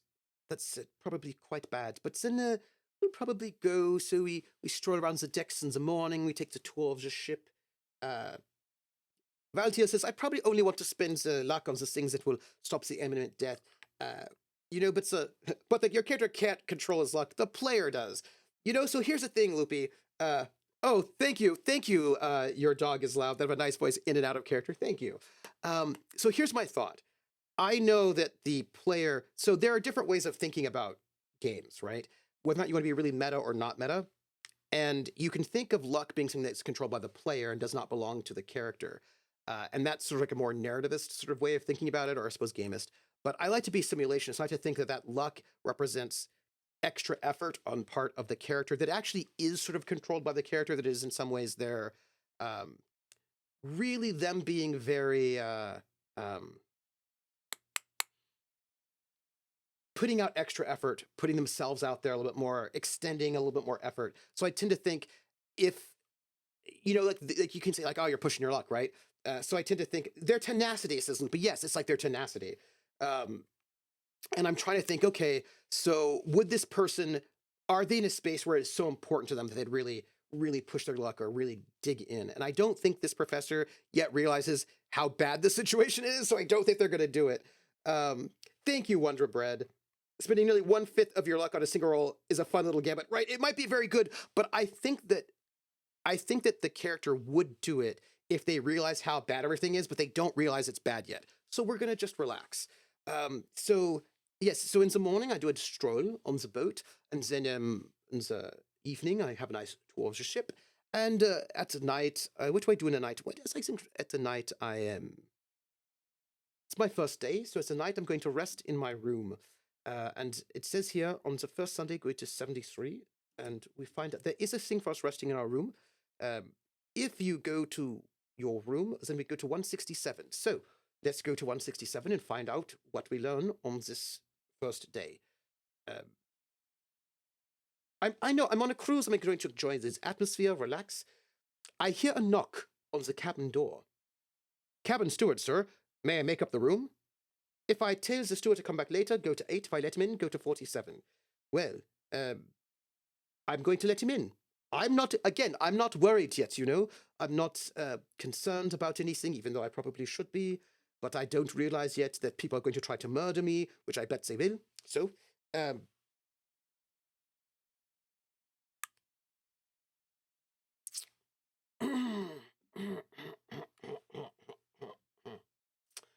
I am going to do a thing. Let's see. We need some music. Let's do this. Yeah. Let's just do that. So I let the steward in on the first day. That's what happens. And it says, if you have already survived this entry, which is why I had to put in bad music, that's oppressive gloom. Let's get something that's less good. Let's get something worse than oppressive gloom. Let's get something like this. Yeah, let's get this one. Because if the sentence that starts this entry is, if you have survived this entry, do other thing. Yeah, it says, if you have already survived this entry, the steward is harmless. Go to the ship's activity table at 187. If not, read on. So I'm gonna just note that I feel like this is bad. Yep. Okay. A new steward arrives carrying fresh towels for your stateroom. He looks Egyptian. Choose one of the following. If you make a successful roll, then go to that entry. For a successful hot spot hidden, for successful anthropology, successful luck. We are going with anthropology. Yes, we're going with anthropology, everybody. Anthropology. Success. Hard success. Anthropology. This is great. Sure. We're gonna go to 9 for anthropology. I don't know about you. I feel bad. Feel bad, everybody. 9. Yeah, so we can see the murder coming. It'll be fine. It's fine. 9. The man is Egyptian. His posture seems threatening. To run past him, attempt a dodge roll. If I succeed, my investigator gets away. Move on a day and go to the ship activity table. If not, I go to 10. Well, we're going to try to dodge. My dodge is only a 40, but we're going to try to dodge, everyone. Let's just do this. He looks threatening to me. I don't like it. I have a bad feeling about this. And it's a failure. It's a failure with a big, wide margin of failing. So we go to 10. Attempt a dex roll. Success! If you succeed, And if your investigator is armed, which I am, I should get weapons of choice in hand before the stranger attacks. Okay. So, I'm in my room, and there's a knock on the door saying, "Stuart, I have to make up your room." I said, "Oh, yes, please, come in." I don't mind. Comes in, and I notice he's Egyptian and seems quite threatening. And there's something sort of odd about him, and I think, oh, this is not all right. So, I sort of try to dodge away, and as I move by him, he becomes quite threatening. And so, knowing this feeling that there's a danger in my life, I pull out my Luger, because you know I have a Luger. And so, we're going to go combat by combat. Yes. Yes, I pull out a gun. This person, by the way, if you want to know why I'm very concerned about this person? Because they have a knife, a long, very dangerous looking knife. It's sort of a bit deadly looking. It's not a small little knife, but a very large knife. So I'm going to pull out my gun. And we're going to go combat, then,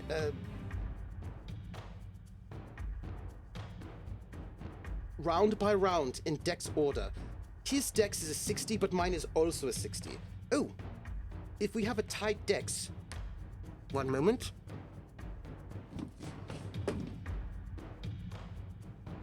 I have it right here. We should find out what happens if we're tied, you know? I would say somewhat disconcerting.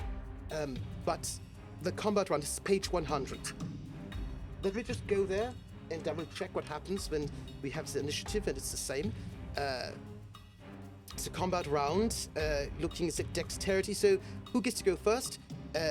Dex highest. In case of a draw, the side with a higher combat skill goes first. Well, all right. So my combat skill in the handgun, because is 30, which is not so great, but his skill with the knife is 50, so he gets to go first. So he's going to attack me with this knife. We're going to roll. 50% is what he's got. So here we go. 89. That's an 89. This bad guy rolls an 89, so he fails. So just yes. Right? Now there's wait a moment. There's a thing about combat and there's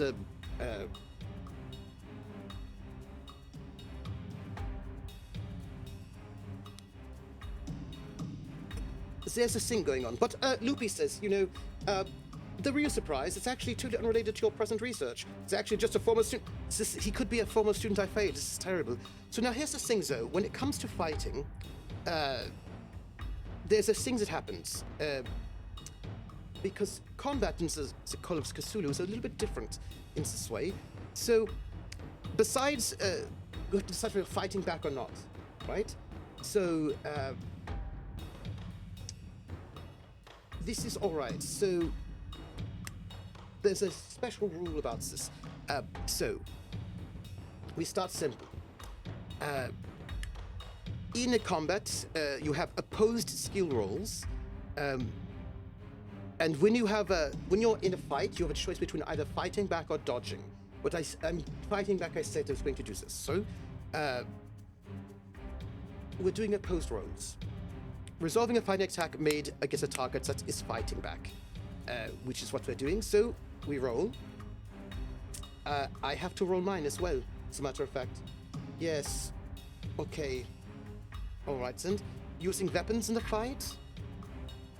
We can do that, it's great. Improvised weapons, fight maneuvers, compare builds. I'm a little bit worried about this, but okay. Don't like it. Ranged weapons, close combats. Alright. Oh, well, apparently, well, I think it's fine. I wouldn't even worry about it. I'm also not even in combat right now. I mean, I'm in combat, but it's bad. I'm not armed. There are fire. Okay, so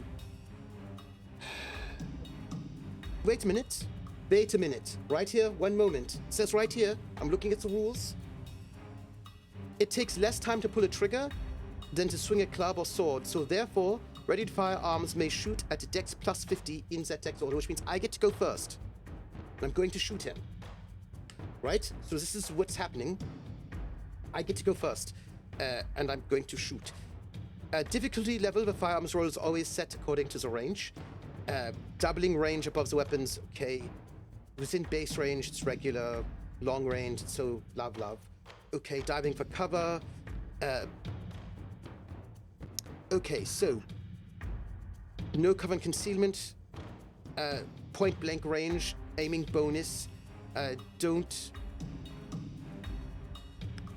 Aiming. Intention to take careful aim must be declared on the character's turn in the order of combat. Shot is taken on the same turn on the following round. So we're just going. Fast-moving targets, target size. Reloading firearms, handguns, multiple shots. We can take a penalty die. But gives us more shots, but then we have penalty die. Alright, so here's what we do. We're going to go first. This person's going to fight back, right? Hello, Lysander. So,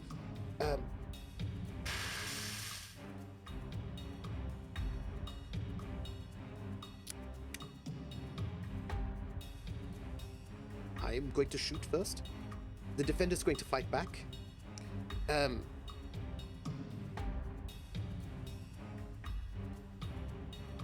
He rolls an 89. I have to roll my handgun.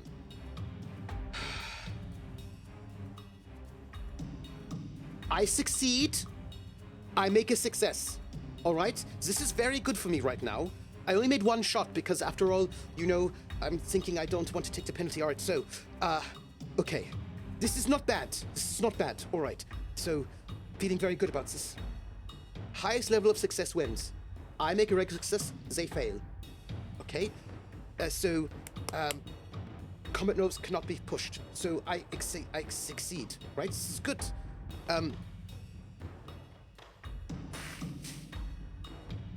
There is an extreme level of success, but that does not applicable to defenders fighting back. So I succeed. I succeed, everyone. I just want you to know that that happened. One bullet sent a mass, very loud. I'm going to shoot. I shoot. I succeed. I think I get a bonus attack, though, because point blank range. If it's in point blank range, which we are, because we'll write it at each other, I get a bonus die. Oh. Look at that. Well, I realize now I could have taken all 3 shots. Yes, so, hold on. If I've got the bonus die for being in point blank range, that means that I can shoot 3 times, because 3 times shots is the, how many hit points does this person have? How many hit points does this person have? I don't even know. Well, it's alright. Yes, I could do all 3 attacks. Yes, okay. I'm going to do the 3 attacks with the 3 bullets just from the hips. It's like boom, boom, boom. Like that. I get 2 more. Fail. Fail. Only 1 hits anyway, but it's alright. Okay, I hit. 3 bullets, go. Bam, bam, bam! In the middle of the night.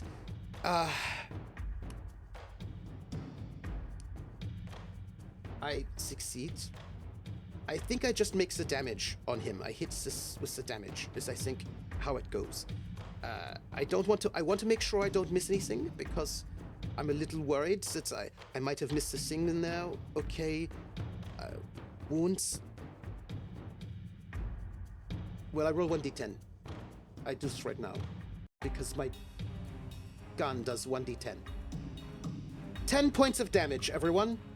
I hit him as Scarlet Rose says, center mass. Yep.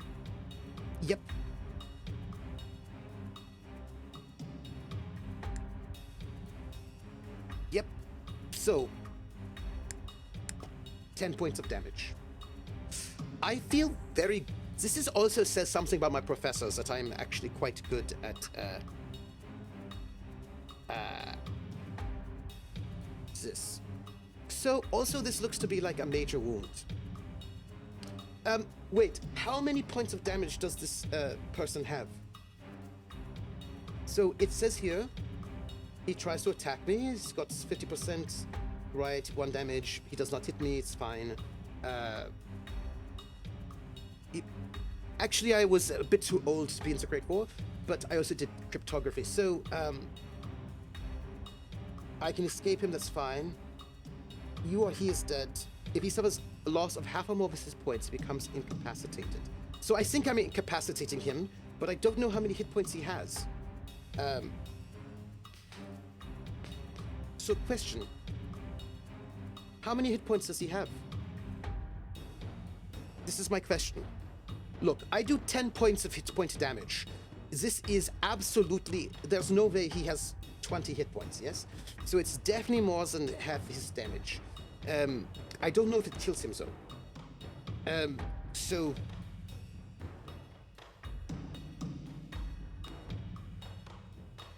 How do we know? How do we know? Is there somewhere that's listed? Wait, I want to do this official. I want to check. What page? Page 11? I'm going to check because it's important. We don't cheat.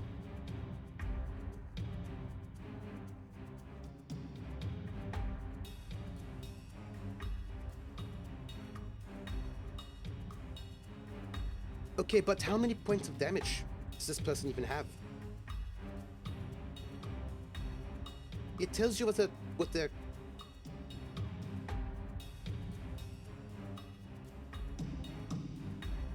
One moment. I'm going to do a search for hit points. Because here's the thing. I want to make sure I do this properly. Special time, food and sleep, hit points, dex roll, sanity points, hit points. You know what's very interesting here? They tell you a lot about how many hit points you have and how much hit points you're going to die. You know, things they like to tell you, but they don't. They use the other way around. I think it's almost. I think I killed this man. I only have 9 hit points, so I think I killed him. Is what I want to say. I think I shoot him. So I think this man comes in. I seriously feel very strange about this vibe. It's a bad vibe. So I decide to run past him, and he pulls out a big, large knife. But I have my Luger on me, and I pull it out, and as he lunges at me, BAM! I shoot him straight in the heart, and he crumples to the ground, dead. Just like that. And the bullet shot rings out loud in the middle of the ship.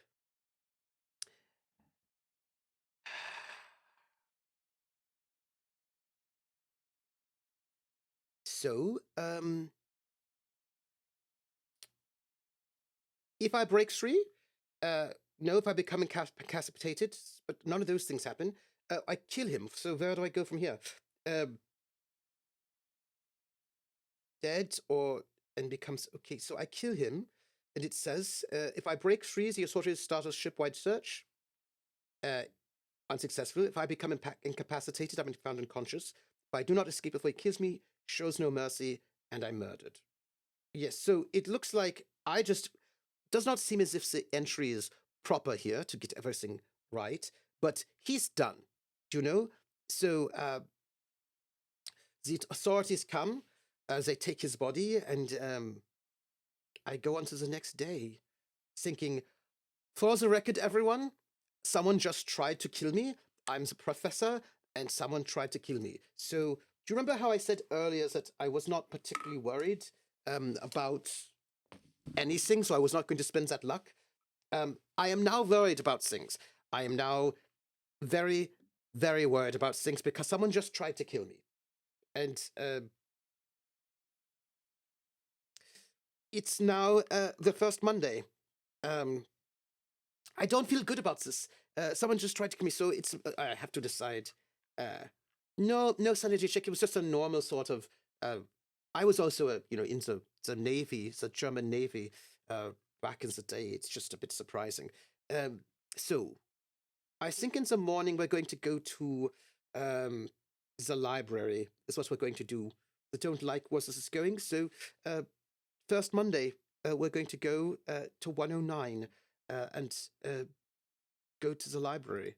I think yes.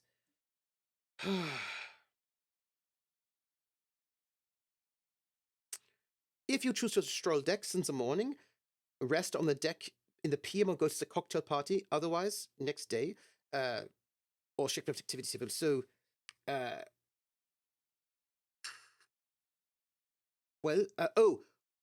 what we should do is say we're going to do the entire day. So we're going to go to the library in the morning, and then we're going to go to 187 because we don't want to cheat, right? So what we do, we select 3 shift activities before we go, so we don't know. So we're going to go to the library in the morning. We're going to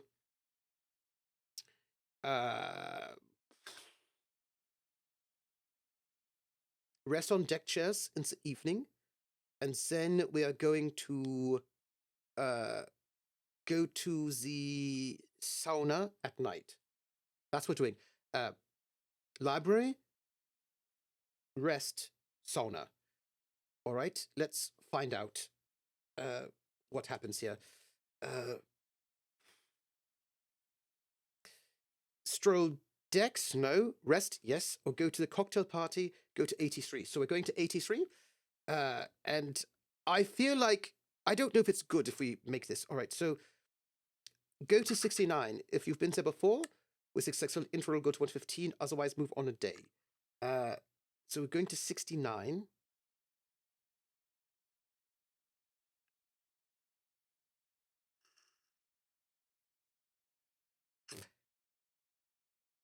'83. 69. 2 foreigners stand on the deck. Tall fellow wears a robe with a cowl. He's perhaps Arabic or Turkish. Shorter fellow, ferret-like, looks in my direction.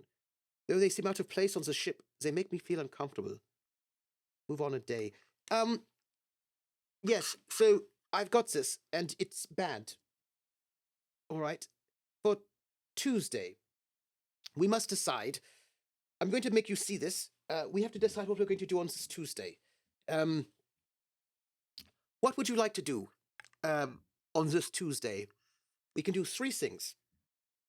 We don't know what they will give us. We could go in the morning. We can go to the cinema or deck tennis, library, mahjong, oil painting, ping pong, resting in our room on the chairs, sauna, shopping, shuffleboard, stroll the decks. I think we should. What are the things we cannot do the oil painting at night or resting at night? Why don't we do the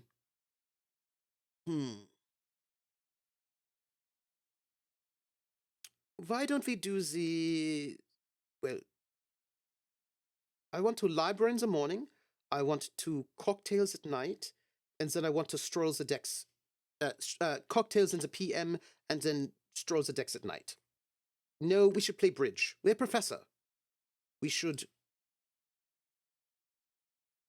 A long day killing random stranger. Yes. So in the morning we do the reading library. Library in the morning. Then we do bridge in the PM, and then we do library, bridge, and then stroll on the deck. That's it. Tuesday, library, bridge, and then stroll the deck. Yes. So Tuesday, 126. 126. All right. Here we go. 126. Library, bridge, strolls the decks. I don't even know what's going to happen here. Okay, 126. If you chose cinema AM, no. If you chose shopping PM, no. If you chose library night, no. All right, I move on to the next day. Okay. Does it give you an option for investigating the dead guy? It does not. The ship's authorities take the body away. All right, so we are now on Wednesday, right? Because we did Sunday, Monday, Tuesday. It's now Wednesday. All right. So what do we do on this Wednesday? I feel like we should go shopping in the morning. Then we should play mahjong in the evening. And then we should shopping in the morning, library in the evening, and then nightclub at night. No, I don't know how very nightclubby I am. I'm a professor. Feel very boring and not very nightclubby.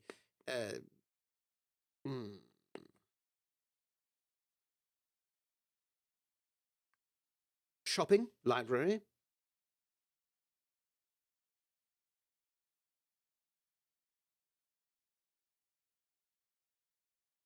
We'll go to the nightclub. We'll go to the nightclub. This will do. Yes. So, shopping, library, nightclub. Yes. Oh, we should probably rest, though, don't you think? No. Yes. So, Wednesday, 148. Shopping, nightclub. Shopping, library, nightclub. That's our choices. We make it. If you chose stroll deck in the morning, shuffleboard. Otherwise, no. We've not picked. This is shuffleboard, stroll deck. We did not do those things. So, if I chose those things, I did not go to 135. If I've already gone to, so no, yes, I think we go back. Since the day is uneventful for us, we now go to Thursday. So, let's, on this Thursday, let's,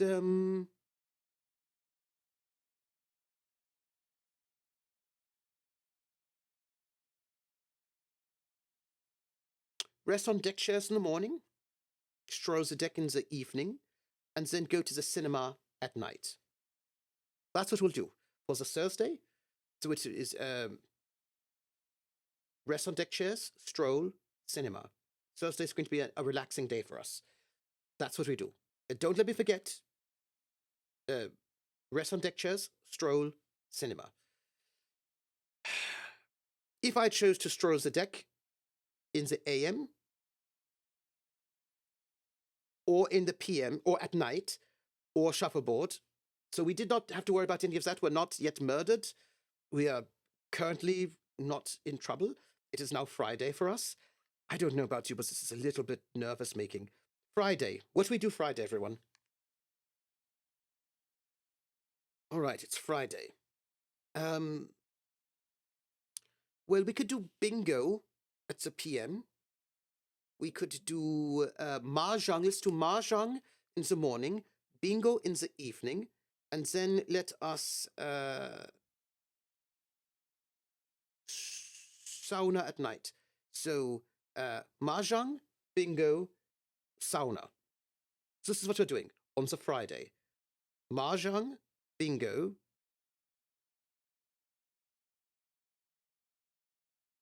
deck tennis. No, mahjong, bingo. I already said it. Mahjong, bingo, and then what were we doing this evening? Strolling the decks? No, let's go to the library at night. Mahjong, bingo, library. Friday. Mahjong, bingo, library. Go to 126. Is that right? Friday. 192. Go to 126. I forgot what I said. You all remember. All right. 120. Mahjong Bingo Library. Yes? All right. If you chose cinema, no. If you chose shopping, no. If you chose library at night, I did. Go to 155. Well, 155. Mahjong Bingo Library, 155.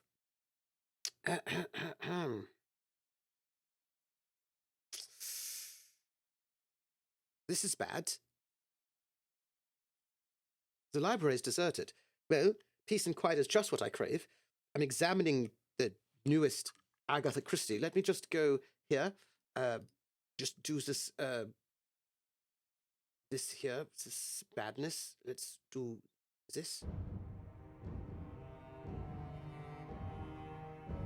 I'm examining the newest Agatha Christie novel when a short, sullen-looking fellow enters the room, followed by a tall man wearing a cowl. I nod uneasily, then return to my book, uncomfortably aware as they are moving nearer. I look up again, and this short man smiles, and he pulls out a gleaming dagger. If I have a weapon, which I do, make a dex roll to see if I get it out before the dagger lands. A chance to hit. Otherwise, I'll have to try and dodge the blow. Again, this is not good, everyone. This is not good. I'm going to have to do not this one, but the dangerous. People are trying to murder me, everyone. I just need you to know this, and I do not approve. I find this terrible. So, dex check. There are 2 of them. Success. All right. I get my weapon out. I get to attack him. This is attacking this moment. I'm going to do this. I'm going to attack him. He's going to fight back. I'm going to make three handgun shots because bonus and penalty. Or I could do 1. What do you think? 3 shots are better than none. 3 shots. 1, 2, 3. Okay. Also, I'm going to spend luck and turn that 131. I'm going to turn that into a success as well. So I'm going to spend 1 of my luck. Oops, sorry, wrong one. Let me edit mode. I have now 49 luck. Yes, 49 luck, everyone. That's what I did. I have 2 successes. This person is going to try to hit me with their knife. They only get 1 attack, so. They rolled a 33, so it's success versus success.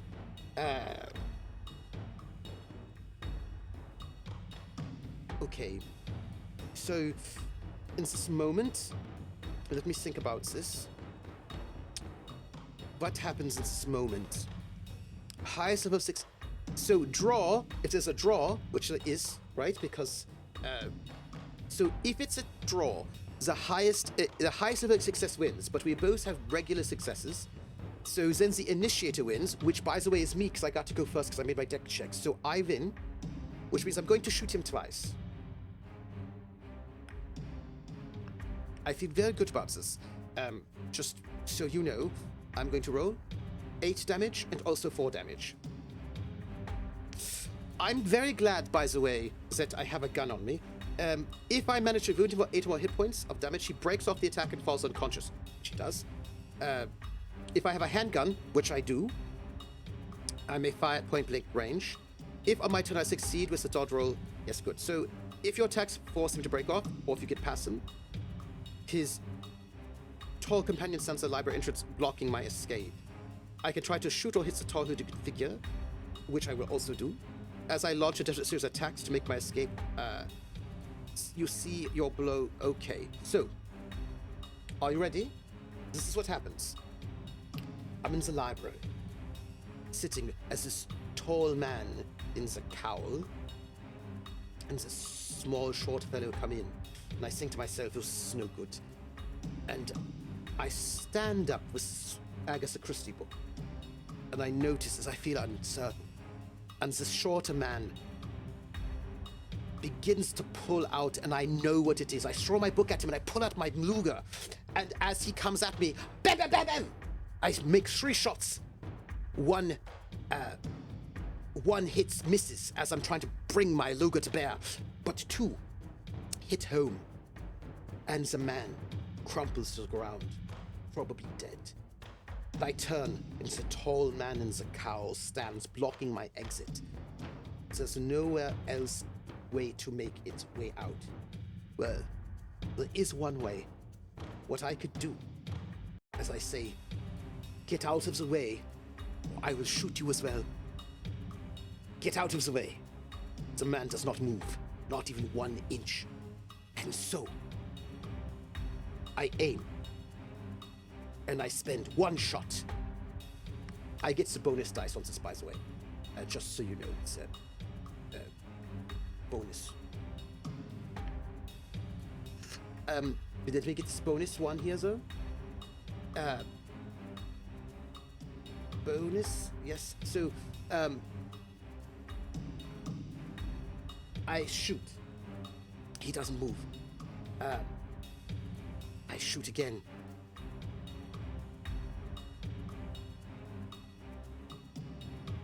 As I shoot, my bullet strikes true. But the bullet goes through him and hits the bulkheads as if he were a ghost. His inhuman, glowing eyes are now visible within the gloom of the cowl, and I feel a deathly chill in the air. I must make now a sanity check.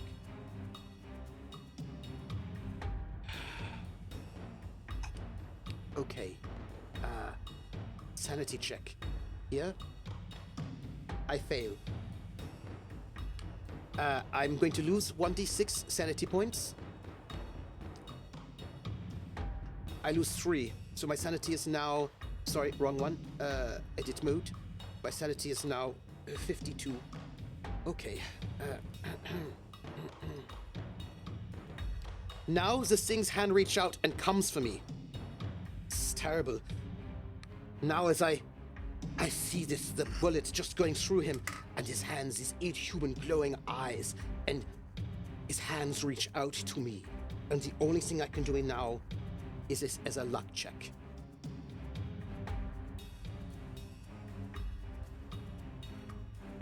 How did I do? I can't look. I don't want to look. I'm afraid. Failure.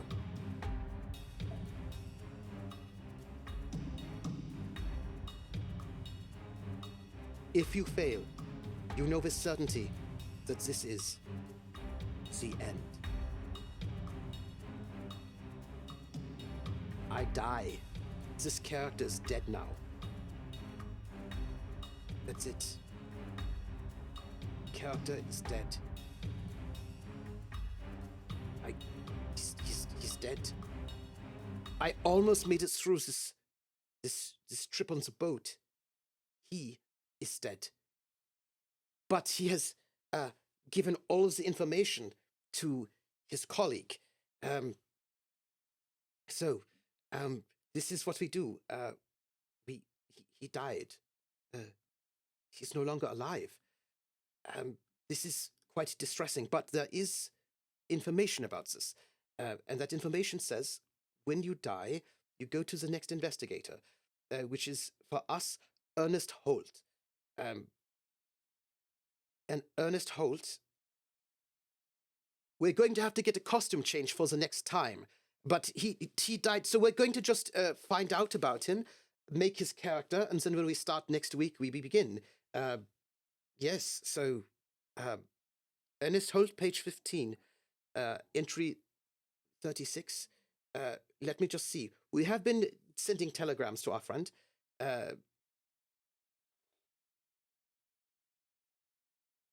So we're going to start in the New York. 36. I don't know what day we begin. I suppose it'll let us know. But we're going to... we died. Max, we were in the library and we were killed by some sort of ghost. So we're going to have to be a new person. And I think what we do is we make this new person together before next week when we create, you know, we were almost there. Had almost finished this boast. Yes, sort of like a creepy man came and killed us, and we were shooting lots of people. We were very successful as a sort of shooting, but yeah, we died. So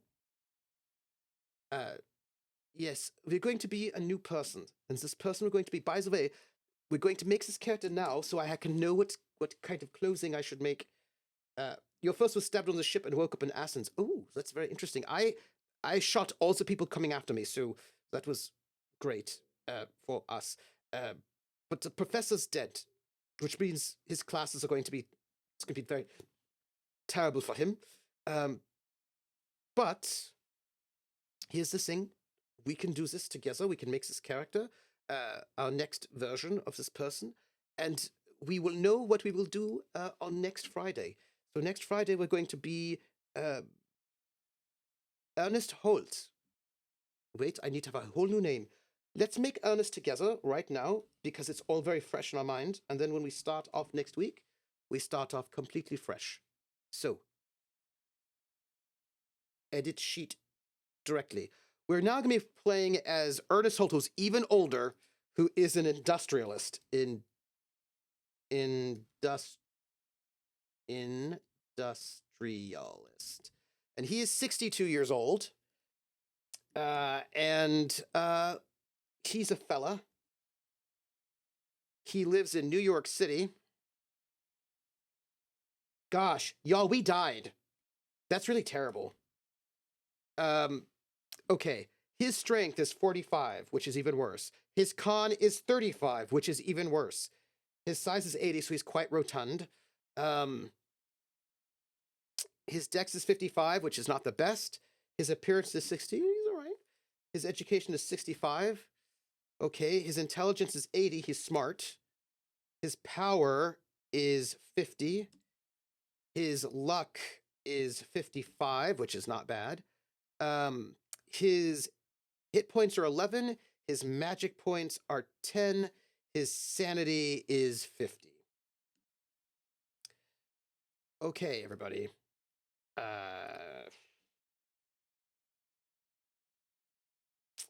He's rich. New York City. Yeah, okay. So, what we know about him, we're going to do his skills.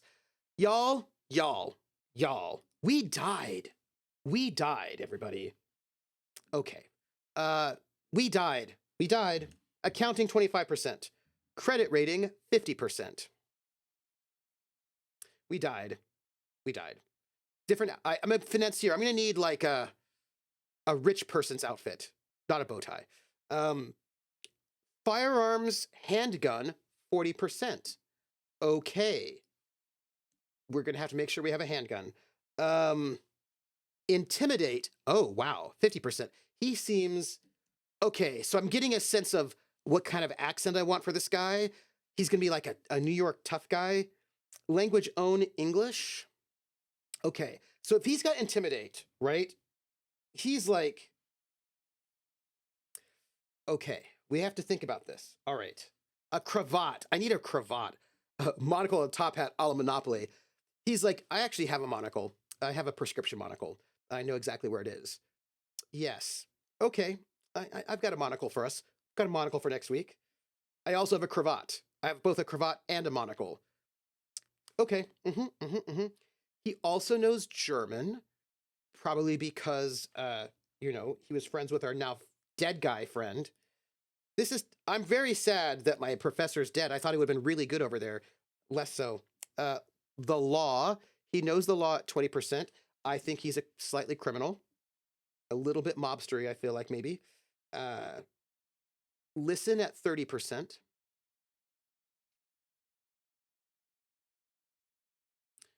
Okay, everybody, we have to think about this. Listen at 30%. Persuade at 40. Okay, not bad.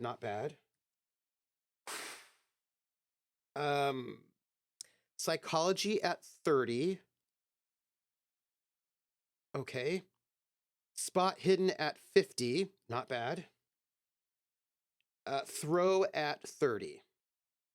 Okay, everybody. We have 150 points to spend, and we need to figure out how to spend them.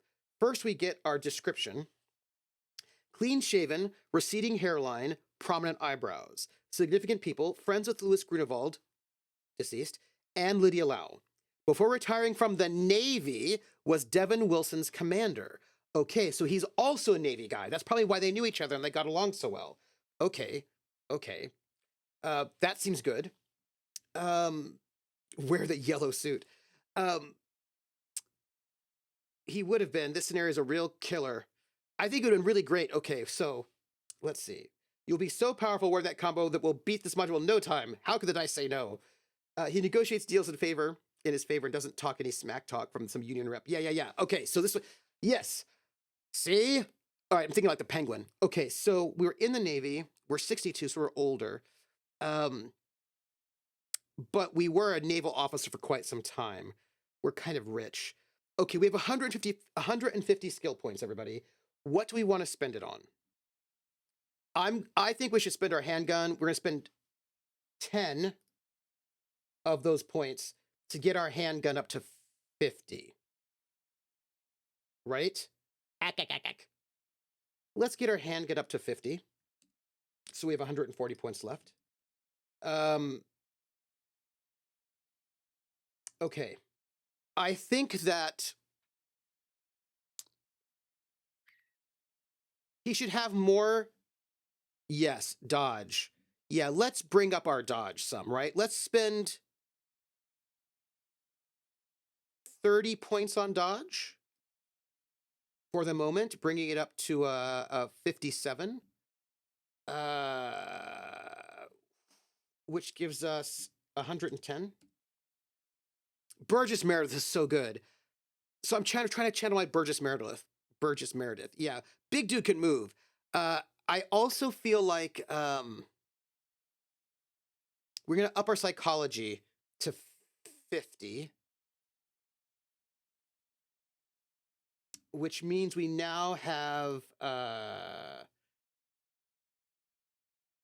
let's see. We had 150. We spent 10 and then spent 30. And then we spent another, another 30? Is that right? So we're at 80. We have 80 points left.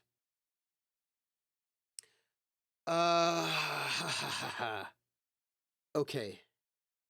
That's right, yeah? That's right.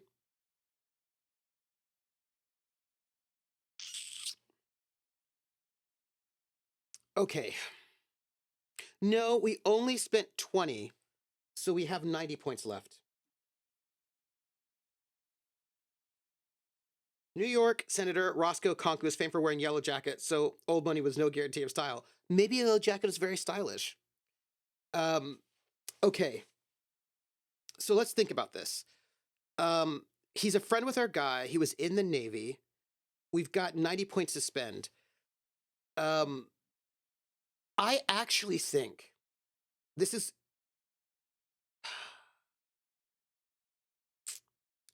We should probably up his library use some.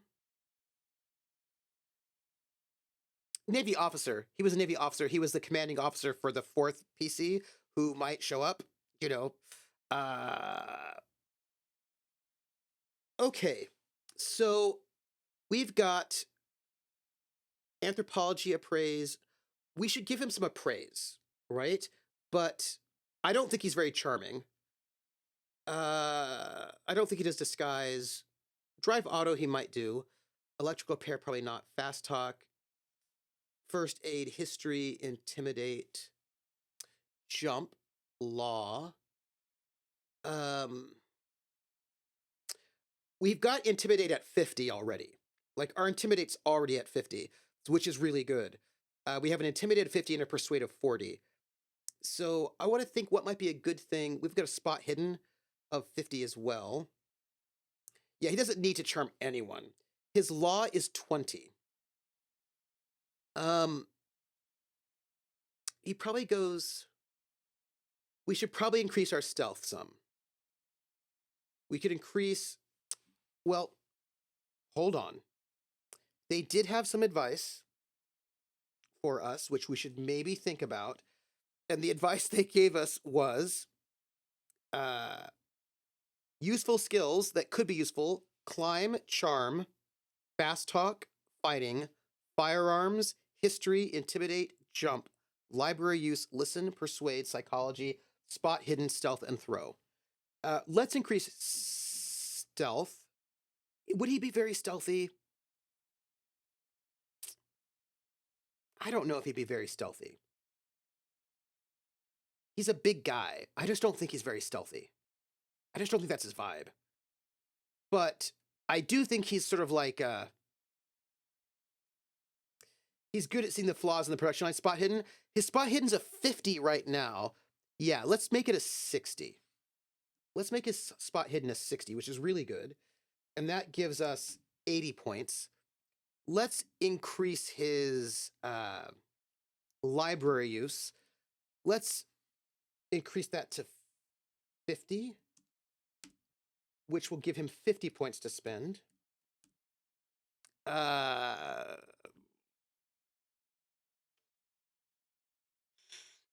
feel like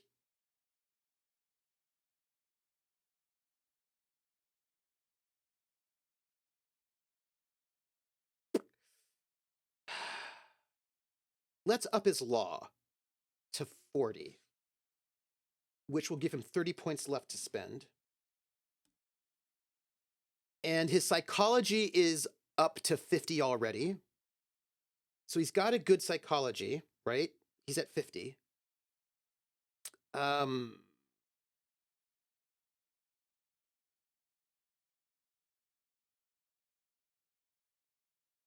I feel like we have 30 points.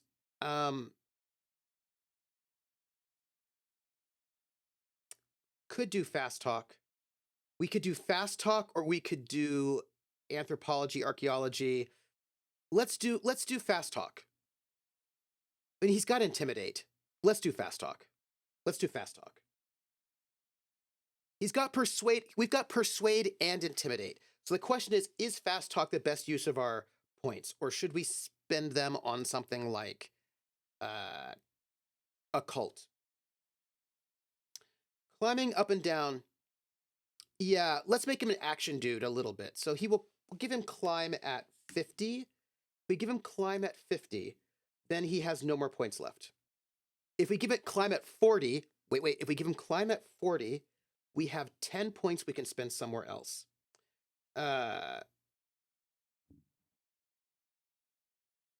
Occult wouldn't be bad. So let's give him 10. We put 10 in occult, then he's got 15. Then that will be us. So this guy has seen some weird stuff when he was in the Navy. He's a little bit of a, right? They are superstitious. And I feel like he's not a big fast talker.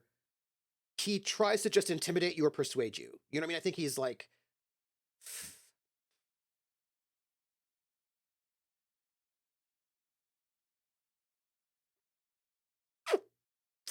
Yeah. Yeah. Okay. So we're going to give him a pistol and a shotgun for skeet shooting.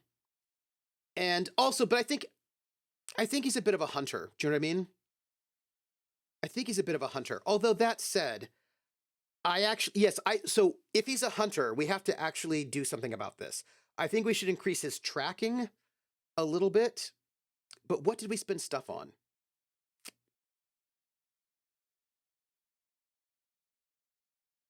I'm going to take that 10 points away from occult. And I'm going to put it on tracking instead to give his attack a tracking of 20. Because I think he's a hunter. Like, I think he's like one of those rich guys that goes hunting. Yeah, I think he's a rich guy that goes hunting. So let's get his tracking up to 20. But he doesn't have a good rifle shotgun skill. Right. What can we take away to increase his shotgun skill a little bit? We gave him some climb. We can make that well, that's a 40. We'll keep it there. Credit rating is what it is. Dodge is what it is. We're not changing that. Let's make his law 30. And then we'll make his shotgun 35. Okay. I would like his law to be a bit higher. Let's make his library use 40. So we can go back to law of 40. Because I feel like he knows what is and what isn't legal. Because I think he breaks the law quite a bit. These are my feelings. I think that he was a naval officer, but I think he also was maybe a little questionable in his legality about things, is just my thought about that one. Yeah. I think his spot hidden is 60. Do we want to keep it at 60 or do we want to put it back down to 50 and increase his swim to 30? Because he was in the Navy. I think we should do that. Having a good spot hidden is not bad, but I think we're going to increase his swim to 30. I don't know if that will be useful, but there you go. Again, he was in the military. Did he see action? There are rules in the player book for that. But that's going to reduce our sanity, which was probably going to be bad, right? You know what, though? I do have the player book right here. He's really old, though. He's 62.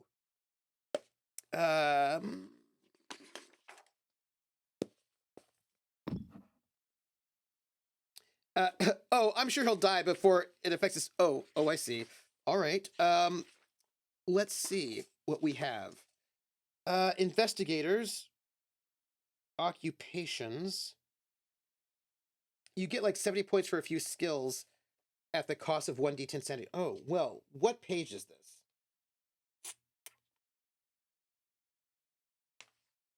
Let me see. Player handbook. The test war. Investigators handbook. Is it for... What would be a good search term? Is it military? Could be military, could be soldier. Military. Let's see. Engineer. Military lines, military officer.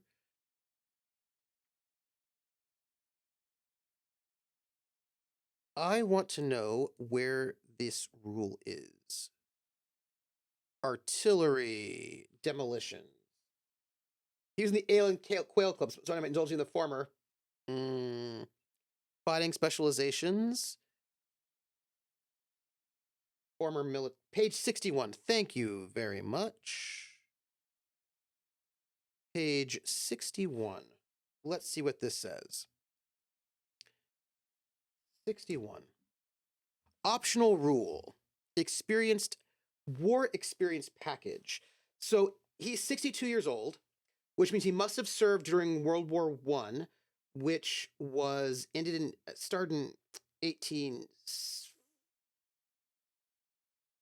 1914 to 1918.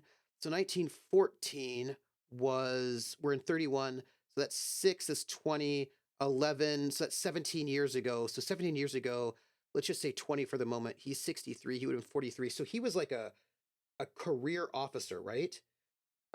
Which means he was kind of getting old already by that point in time, which means he must have served earlier. So let's see. Just age. Deduct 1d10 plus 5 from sanity. Add one of the following to the investigator's backstory: injury or scar, or a phobia mania. So we're not doing phobias or manias. Add 70 bonus skill points divided among any of the following skills.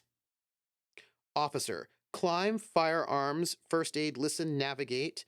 1 interpersonal skill: stealth, spot hidden, throw. Yeah, I think he got rich building warships. I think also he made a lot of contacts. You know what I mean? So let's roll the 1d10. Let's roll it, shall we? and find out 1d10 plus, oops, that's not what I want. 1d10 plus 5. Roll, where are my die? 1d10. 8, that's no good. Plus 5 is 13. So we're going to reduce his sanity by 13, everybody. That's not great. So he's going to be at 37 sanity now. He's going to have like a scar. Right? Just like a nice scar.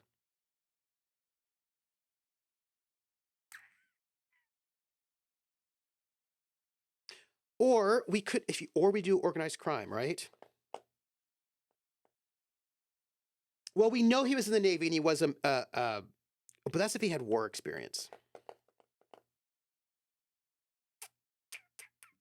Ooh, a bullet wound right above his heart. Ooh, that's nice. Ooh, I like it. A bullet wound right above his heart. That I like. That I like. Oh, that's really good. But he's a big industrialist now, right? So he was in the Navy. Now he's an industrialist. I feel like there was like insider trading. I think he uses contacts to like make a lot of money. Yeah, bullet wound. I have to write that down. Ascot Rose, that's so good. Bullet wound above the heart. I'm writing that down.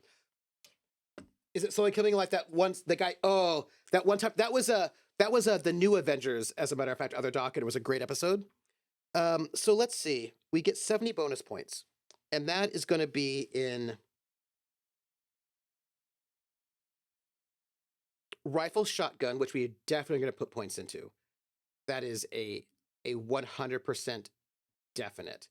So let's put rifle shotgun is currently 35. Let's put got 70 points, right? So 35, 40, 50, 60. So if we do like 50, 25 points, let's put 25 points in it. And if we put 25 points in it, that will get him to 40. That'll get him to 60 points, which I think is pretty good, right? And then, I mean, I think he'd be better at a handgun than he would be at a rifle shotgun as an officer, but that's fine. So we have 45 points, and we can put them in climb, first aid, listen, navigate, stealth, spot, hidden, or throw. Let's do, we got 45 points. Navigate. Let's put 20 into navigate, which will give him a 30. And that gives us 35 points left to spend.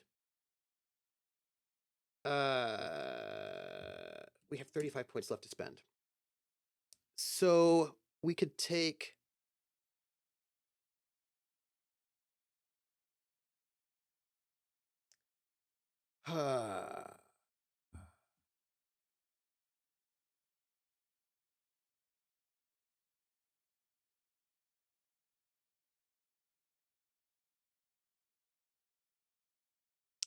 wait. I'm sorry, I was incorrect. What did I just spend points on? I spent points on, hold on. We are incorrect. We have to do this right. What did we do? We just spent 25, right? On shotgun, which we cannot do. Rifle shotgun, we can't do it. We're going to take that off. We spent, because officers don't have that.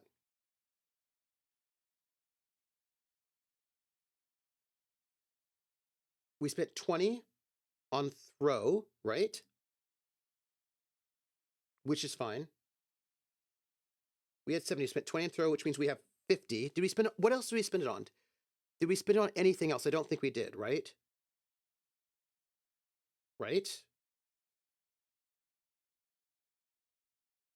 Navigate. We spent 20 on navigate, which is fine. So we spent 20 on navigate and 20 on throw. Is that right?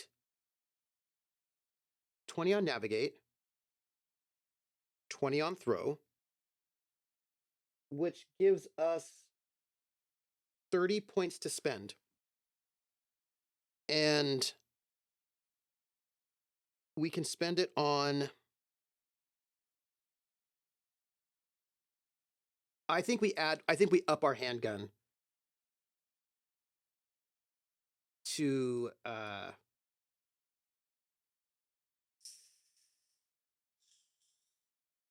70. So we had 20, 20, 20. We have 10 left.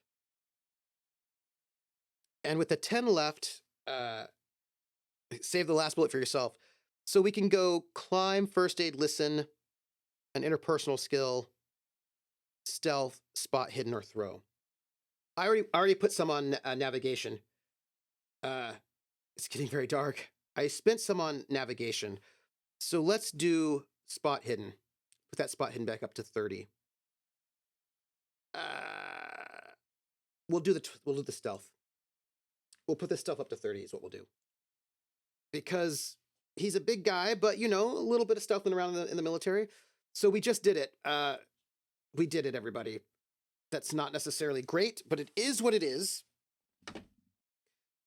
I'm very likely to get eaten by a Gru. So I'm just gonna go and buy some equipment offline. But he's coming. He knows his friend is missing. He's going to come loaded for bear. He's gonna have a shotgun. He's not very good at it, but he'll have it. And that's us. We did our. Was there anything you spent before taking this background that you could use these points for to have those points available? Probably, but I didn't write down what I spent things on, so I can't undo it necessarily. Well, actually, I could, because be prepared, be aggressive, be aggressive. Okay, this is us. We have an industrialist, former naval guy, tough guy. Yeah, this is us. So next Friday, be here when we start the next leg of this journey. I think we're gonna have to get on the boat again. And we're gonna just have to try not to get hit by murderous people. So, thank you for being here. This was amazing. Let me tell you where you can find me next, because the big thing I want to tell you is tomorrow at 2 p.m. Eastern is going to be Twilight Road. It's going to be an RPG. It's going to be with myself, Marcus Best Kind of Worst, Pumpkinberry, and also Bill of the Forest. So 3 really great players. We started at my Shroomniversary creating this whole world of travelers who walk on this road that if you sort of get onto this road, you get in this kind of interstitial space. We made these really cool characters, and we just started this telling the story. And so tomorrow, starting at 2 o'clock, we're going to actually really dive into the story using a brand new game called Tableau. Twilight Road. Tableau is the system. Twilight Road is the game, by a friend of mine, Chris Allen, who is an old Cthulhu friend of mine who created RPGNet and has done a bunch of things, including a bunch of Arkham horror stuff. So tomorrow at 2 p.m. Eastern, come and hang out for that game, which will be really fun. Then you can find me at 8 p.m. Eastern over at Praxagora, the Smophoria's channel, on Sunday for episode 5 of Carousel Court, sort of an urban fantasy, Southern Gothic campaign. And then the next time you can find me will be Thursday here at 6 p.m. for more Disco Elysium. That's where you can find me. Yeah, does the new character know that the deceased was threatened, then attacked, then murdered? Yes. He does know this, so he's going to start paranoid, and he's coming out to find out what's going on, right? He's going to try to find out what's happening, because, it's bad. We're going to find out what's going to happen with all of this. Yeah, we've been in constant contact. We know that he shot somebody on day 1, and that so people have been trying to kill him. So we're going in there to try to figure out what happened to our friend. And we're going to solve this mystery. Everybody, I want to thank Willem TW, who is our sponsor. Thank you so much, Willem, for being our sponsor.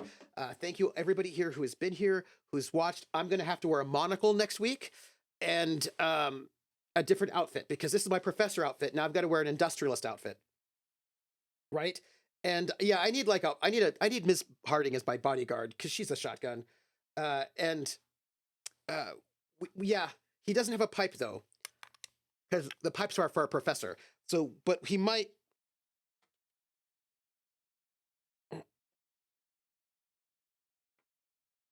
He might smoke a cigarette. Our industrialist. We'll find out. I'm going to figure out what I'm going to wear. You're right, actually. Scarlet Rose, I need a cigar. And I do believe I have a cigar. I think I have a fake cigar somewhere. I need to find my fake cigar because he definitely would have a cigar. 100%. He would not have a cigarette. He'd have a cigar. Absolutely. I need to check. Next Friday, find out what I'm wearing. There will be a monocle involved, though. So just be prepared for that one. And let's hope that this investigator does not die. Let's just hope. Yeah. Okay. I've got to think about his voice and what he's going to sound like. But he intimidates people, and he's a little bit sketchy. And he's like, I think he's like a, I don't think he's the mafia, but I think he's a person who breaks unions and like threatens people and drink. Oh, I should get like I need an alcohol glass, you know, like a tumbler, and I can put like some orange juice, like tea in it, so it looks like alcohol. Yeah. E.G. Robinson, Hawkeye. That's exactly what I was thinking. I was thinking about E.G. Robinson, so I've got to go and pick that up. That's what I was thinking. And yeah, he works in steel, I think. Yeah. And I hope I will not die. Iced tea. Yeah, I'm gonna make some iced tea. I'm gonna get some. Ooh, I should make some sweet tea. So I'm gonna get some iced tea for next week. I need to get a tumbler. I need to get a cigar. I need to get my monocle. I'm gonna get prepared for next week with our E.G. Robinson style industrialist, who's gonna go and try to find out what happened to his friend. Hear me out. Just use whiskey. Dr. Pepper could also look like whiskey. Okay, look. What I'm gonna tell you is we've got this. Next week, Ernest Holt is gonna go and try and find out what happened to his friend and threaten people if they don't tell him. All right, everybody. Thank you so very much. I hope he survives too. Maybe we'll be lucky. We'll find out. Come and see me next week and see me tomorrow, actually, at 2 p.m. Thank you so much for being here. All of you are amazing and wonderful. Thank you, everyone who hangs out with us. You can find me. I am supposed to do this. We've got a Discord. You can hang out there and chat with us. You can find me at troopersjp here on Twitch or on YouTube, where there's an archive of the shows. You also, I'm at troopersjp on Bluesky. You can also find me at Academic Foxhole on Twitter. Also, our Patreon is Academic Foxhole, and that goes to support the casts of the shows. I'll be putting out the big end of the year report in the next couple of days on Patreon, but it'll be open to everybody. And you can also find me at our merch store, which is Fourth Wall under Academic Foxhole there as well. And that's where to find us. I appreciate all of you very, very much. I would raid, but I'm not going to because I cannot hang out afterwards. I've got to go because I've got a show in the morning. So, in the afternoon. Take care, everybody. Take care of yourselves. And let's hope that now we know, by the way, for the record, we now know that our goal next week is to not find anybody on the ship. That is our goal. Our goal is to go and do things that do not involve finding anyone, because finding people involves murder. Okay, everybody, that's it. I'm going, and I will catch you all on the flip side. Bye, everybody.